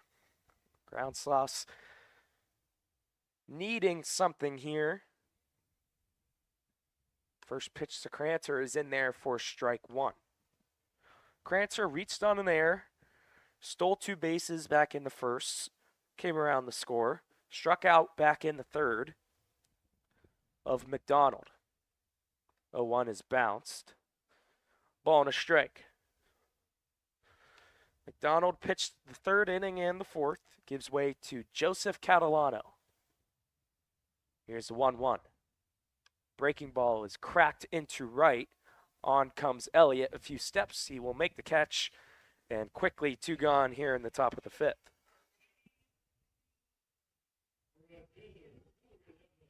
So a fly out to right. And a strikeout. And now here's Dalton Haubeck.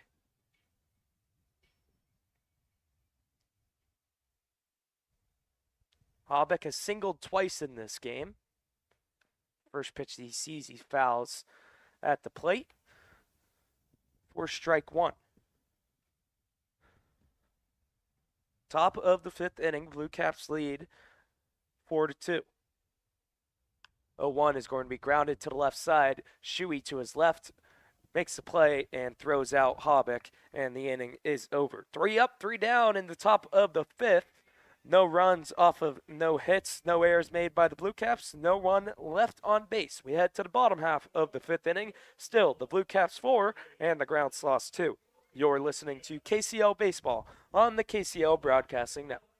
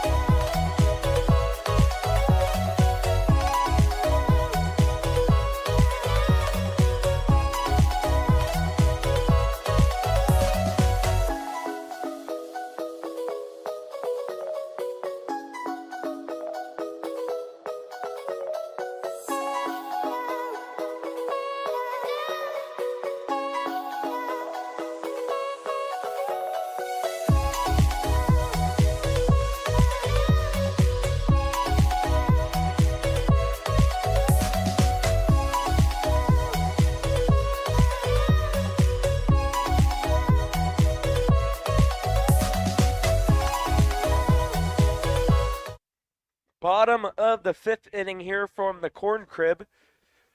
Bluecaps lead the Ground Sloths 4-2. Some defensive changes for the Ground Sloths as followed. Elson is now in for Danko. Elson will move to right field. Haubeck will move to center, and Jerzinski enters as DH for Windy. It'll be Seth Impson back for his second inning of relief. First pitch is fouled back by Cannon Klein for strike one.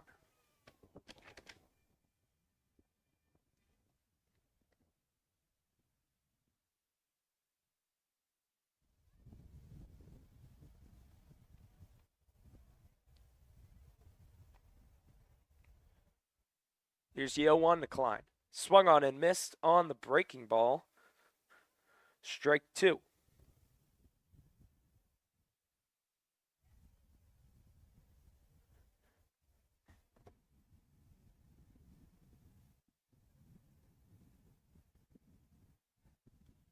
Here's the 0-2 to Klein.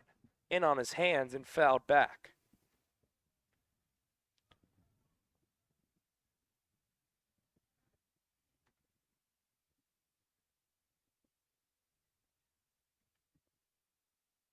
No balls, 2 strikes to count to Cannon Klein.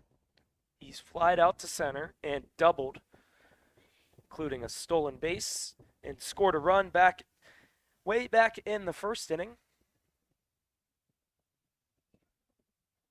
No runs past inning and a half for both teams. 4 runs total back in the first inning. Here's the 0-2 to Klein.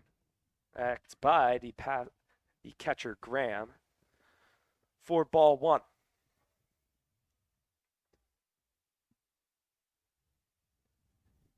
One ball, 2 strikes to count to Cannon Klein. Impson comes set. Kicks in the 1-2.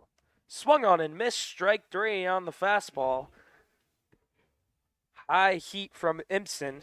And 1 is gone here in the bottom of the 5th.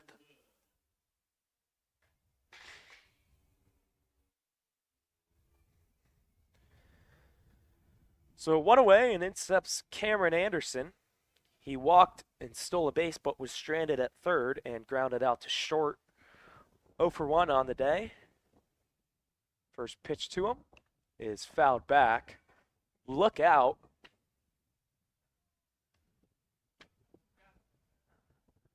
Landed, looks like exclusively on a chair.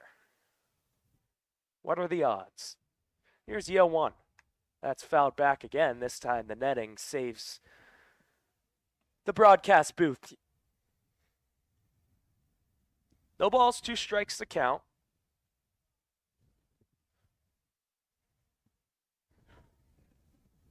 Impson working exclusively from the stretch.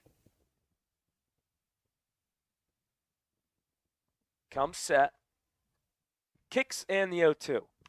That's poked in foul territory. Castillo over. He makes the running catch for out number 2. 2 gone here in the bottom of the 5th.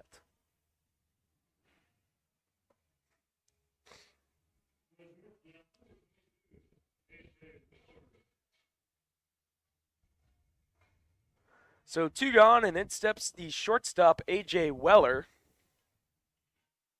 He walked back in the 3rd and came around to score. Tallied a stolen base as well. He's also flown out to left field back in the 1st inning. First pitch from Impson is outside for ball 1. Impson very efficient thus far here tonight. 1 hit allowed. Pair of strikeouts. He's gotten ahead of the count quickly and often. 1-0. Breaking ball. And he did go, says home plate umpire. Ball and a strike, the count.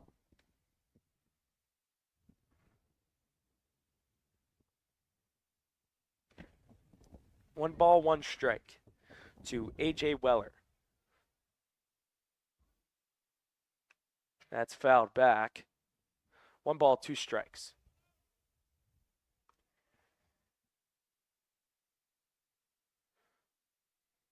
Impson looking for the first 1-2-3 inning of the night for the ground Sloths. Needs 1 more strike to get it.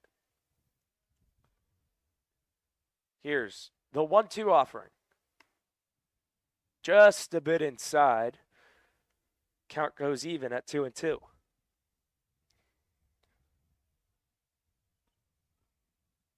Simpson gets a sign from Graham. Comes set, takes a breath, kicks in the 2-2. That's going to be grounded sharply to the second baseman, Anderson, down on the knee. Stops it, throws out Weller, and the inning is over. 3 up, 3 down in the bottom of the 5th. No runs, no hits, no errors made by the Ground Sloths, and no runners left on base. We've played 5 full here at the Corn Crib. It's the Bluecaps 4 and the Ground Sloths 2.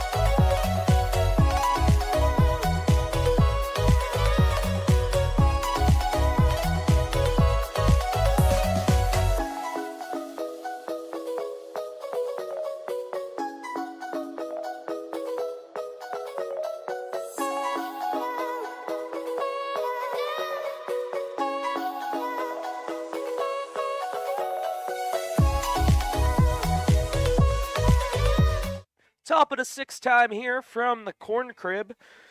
It'll be Joseph Catalano back on for his 2nd inning of relief. 4-2 Bluecaps here in the top of the 6th inning. Colin Whitty here bringing you the second half of the doubleheader of the Colonel Collegiate League Baseball. It'll be 2, 3, and 4 due up for the Ground Sloths. It'll be Castillo to lead things off. Catalano had a efficient 1-2-3 inning in the 5th, to say the least. Only threw 11 pitches. And in steps Castillo. Castillo has struck out tonight, grounded out to 3rd. 0 for 2 on the night. 3rd at bat, first time facing Catalano. Here's the first pitch from Catalano. That one's bounced for ball 1.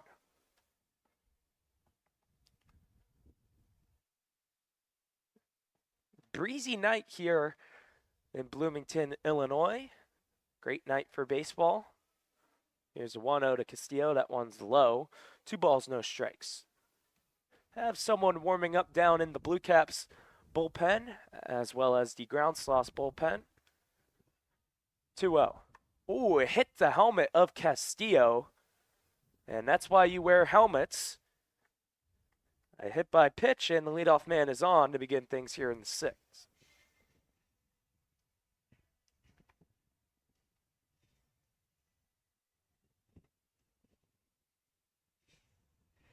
That is why they wear helmets, folks. Look to get him right square on the head. So hit by pitch, and the leadoff man is on. Here's Nate Cooley. He has walked twice, stole a bag as well. Tying run at the plate. First pitch to Cooley is high for ball 1.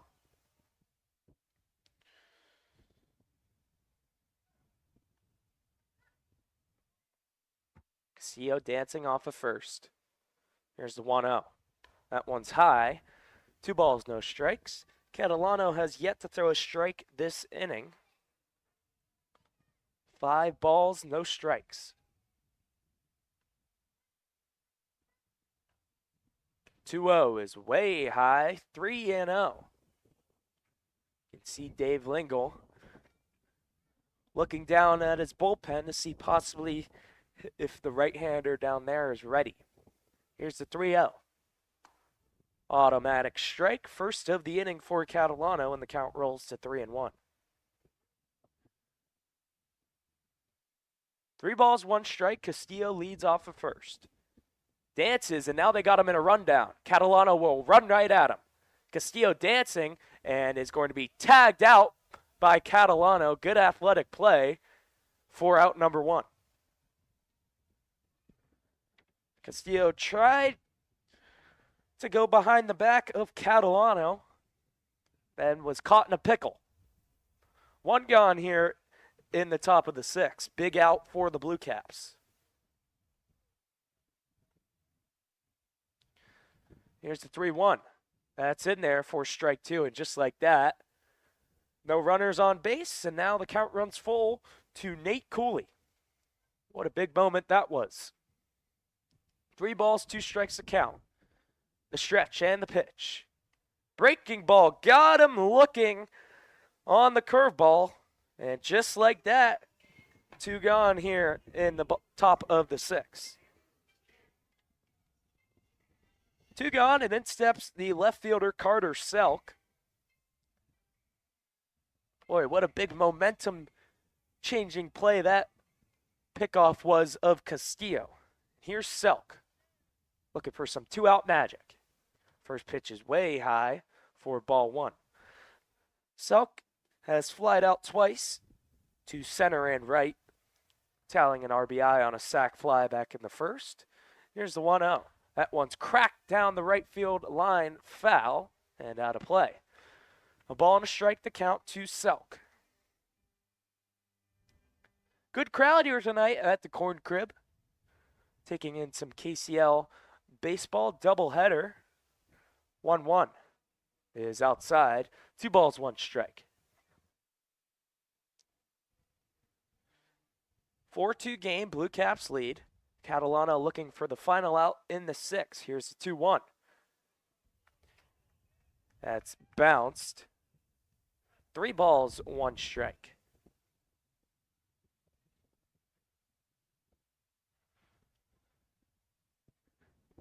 Tying run on deck as Catalano points to something in the Bluecaps bullpen. Don't know what that's all about. Now he steps on the rubber. And here's the 3-1 offering. That's inside, ball 4, a 2-out walk. And the inning continues.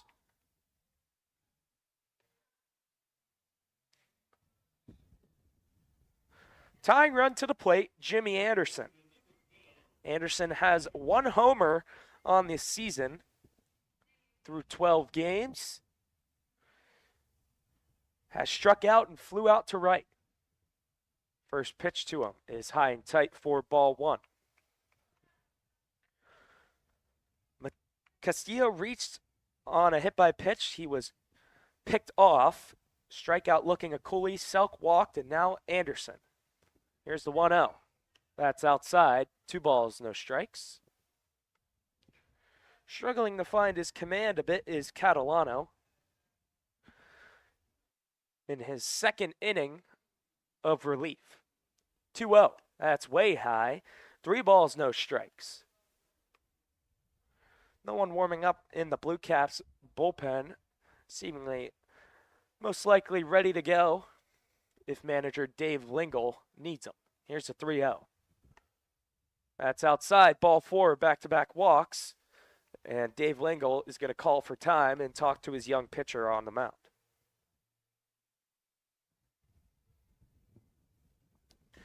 So the infield converges, and Dave Lingle, Bluecaps manager slash third base coach slash hitting coach, takes a long walk out to the mound. Wonder if this will be it for Catalano. 4-2 game here from the Corn Crib. Bluecaps lead.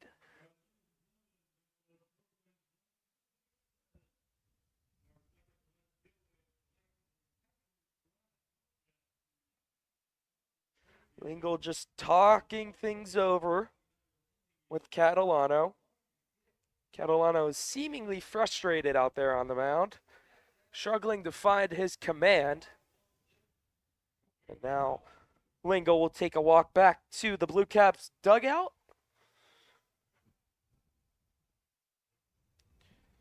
It'll be Charlie Graham, the catcher, due up. He singled back in the second and grounded out to the second baseman in the fourth.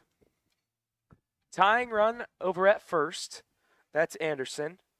Selk on second. Go ahead run at the plate. It's Graham. Big at bat here. First pitch to Graham is high and tight for ball one.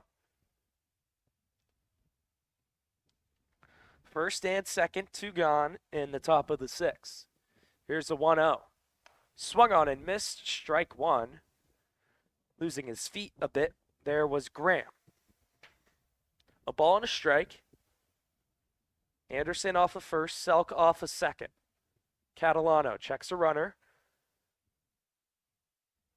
Now comes home, the 1-1.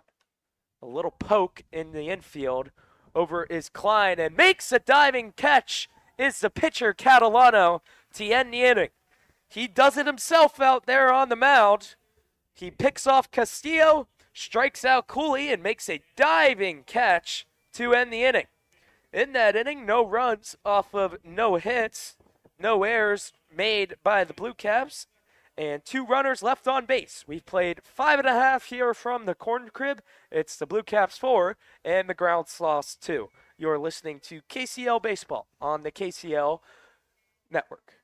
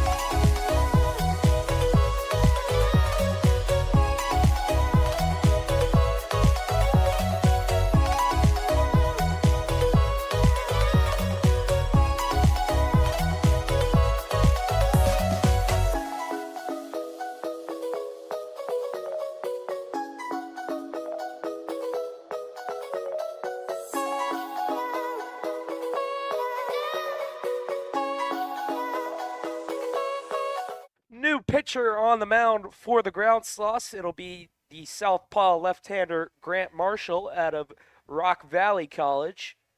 That means the day for Seth Impson is done. I'll give you that final line when I get it for you in just a second.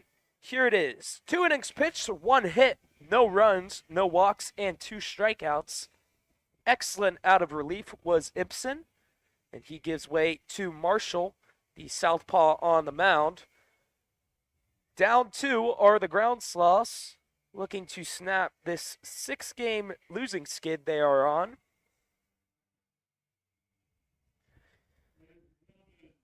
It'll be 7, 8, 9 due up for the Bluecaps. Brewer, Bowles, and Elliott.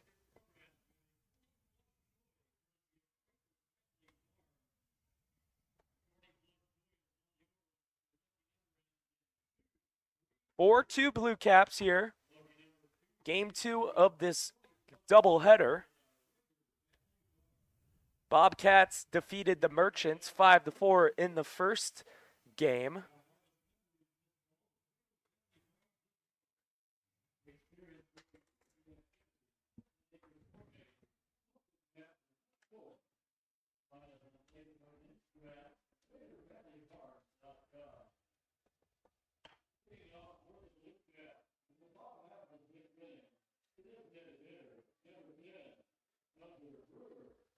It'll be Hunter Brewer to lead things off in the 6th. He singled twice in this game, scored a run back in the second inning.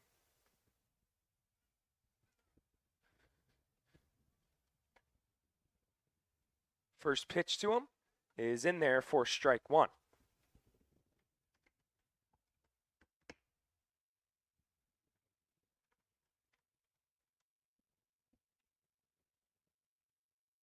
Here's the 0-1 from Marshall. That's outside, a ball and a strike.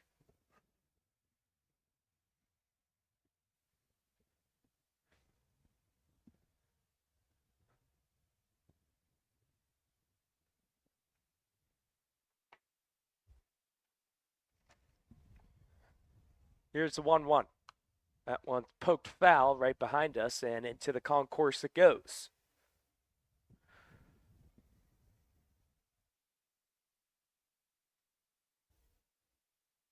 Marshall out of Rock Valley College. Southpaw on the mound. Here's the 1-2. Swung on and missed on the changeup. Beautiful pitch for out number 1 to begin things here in the bottom of the 6th.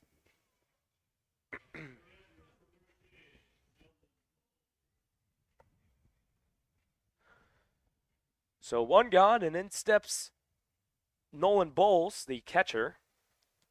He's 1 for 2 with a walk, or excuse me, a strikeout and a single. First time facing Marshall. First pitch to Bowles is high for ball 1. Marshall this past season for Rock Valley was excellent. 13 appearances, 6 of them were starts, 3-2 record, 34 1/3 innings pitched, 1.83 ERA. 1-0 is grounded to the second baseman Anderson. He'll throw on the first. And Bowles is retired. A 4-3 putout. 2 gone here in the bottom of the 6th. Adding on to Marshall, a 1.08 whip and 30 strikeouts to go along with 34 1/3 innings pitched. Doing good work thus far for the ground sloths this inning. Facing Braden Elliott here. First pitch to Elliott is in tight for ball 1.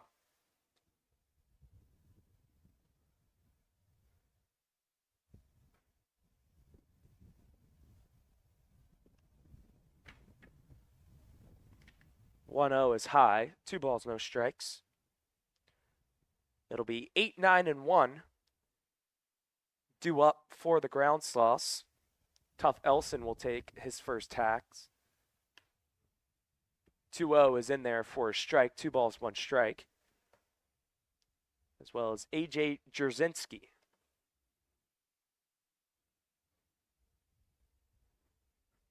Here's the 2-1.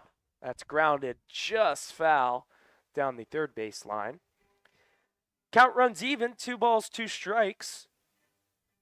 Elliott 0 for 2 on the day. A pop out to the first baseman Castillo when he made that beautiful over-the-shoulder catch and has bounced out to short. The 2-2 from Marshall. That's lifted into shallow left. Back goes Crancer, giving way to Selk, and Selk makes the catch, and the inning is over. 3 up, 3 down, no runs scored, no hits, no errors made by the ground sloths, and no one left on base. Last chance for the ground sloths coming up here on the top of the 7th. They need 2 to tie. We'll be back with that right after this.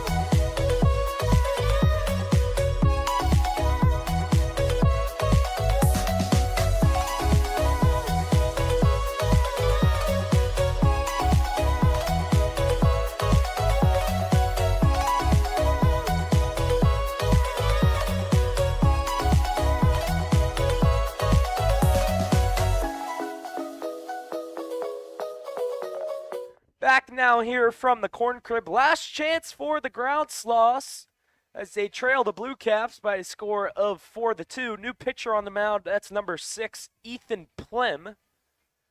Trying to get the final 3 outs for Dave Lingle and company. A win for the Bluecaps, and they will move into first place after the loss earlier today in Game 1 of the doubleheader from the Merchants.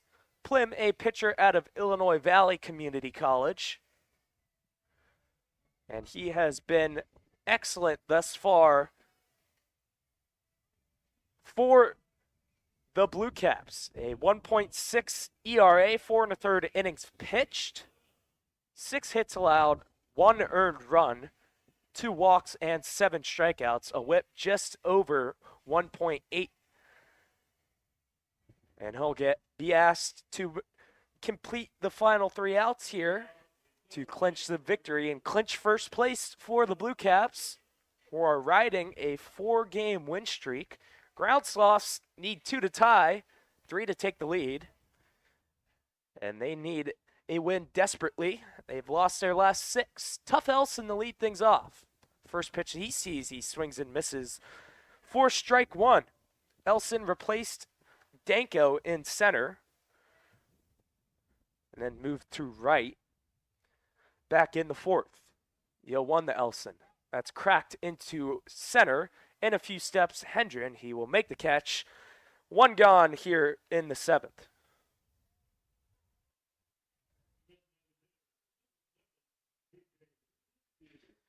So 1 gone, and in steps the designated hitter, pinch hitting for Braden Windy, PJ Jerzinski.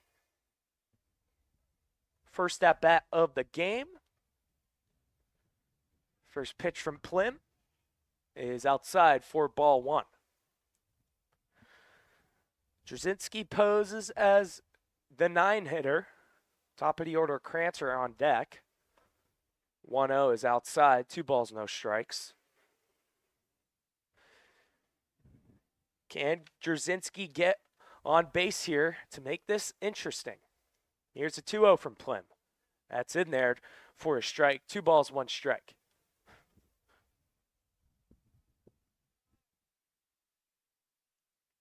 Plim working exclusively from the stretch. Here's a 2-1. Breaking ball just a bit inside.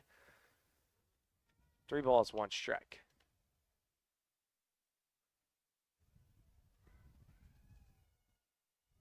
Here's the pitch. That's inside, ball 4, and a 1-out walk. And the tying run will come to the plate. In the hands of Blake Krantzer. He's 0 for 2 on the day. Reached on an error back in the first, came around the score. 2 stolen bases, has struck out in the 3rd, and flew out to right. A home run would tie it. First pitch to Krantzer is outside for ball 1.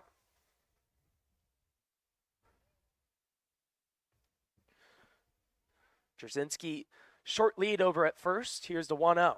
That's chopped to the left side, foul, and into the on-deck circle. Hobbick fisting at that. A ball and a strike, the count to Blake Krantzer.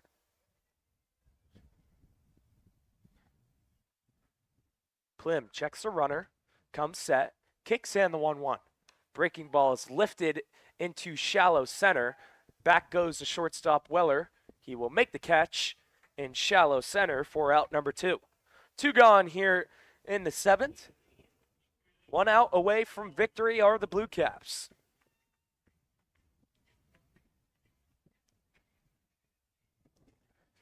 So 2 gone, and in steps Dalton Hobbick. He singled twice, 3 stolen bases, and was retired back in the 5th. First pitch from Plim, breaking ball, beautiful curveball in there for strike 1. Ground Sloths down to their last out. Here's the 0-1. That one's lifted into right. A few steps, Elliott to his left. He will make the catch, and that's the ball game.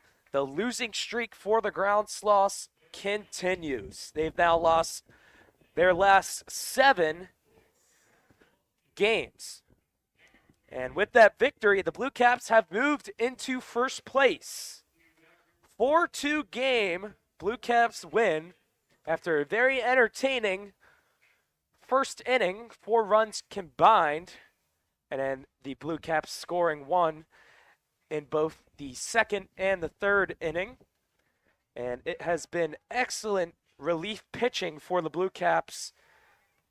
Blake Roundtree to start, McDonald, Catalano, and Plim gets the final 3 outs, and they clinch first place and victory here tonight. And for the Ground Sloths, a good start, quality start from Braden Vanderheit, and also good bullpen pitching from Seth Impson and Grant Marshall. So that's all we got for the KCL doubleheader. The Bluecaps beat the Ground Sloths by a final score of 4-2. So for Colin Winnie and KCL Broadcasting Network, I'm saying so long, everybody, from the Corn Crib. Again, your final score, the Bluecaps 4 and the Ground Sloths 2. Good night, everybody.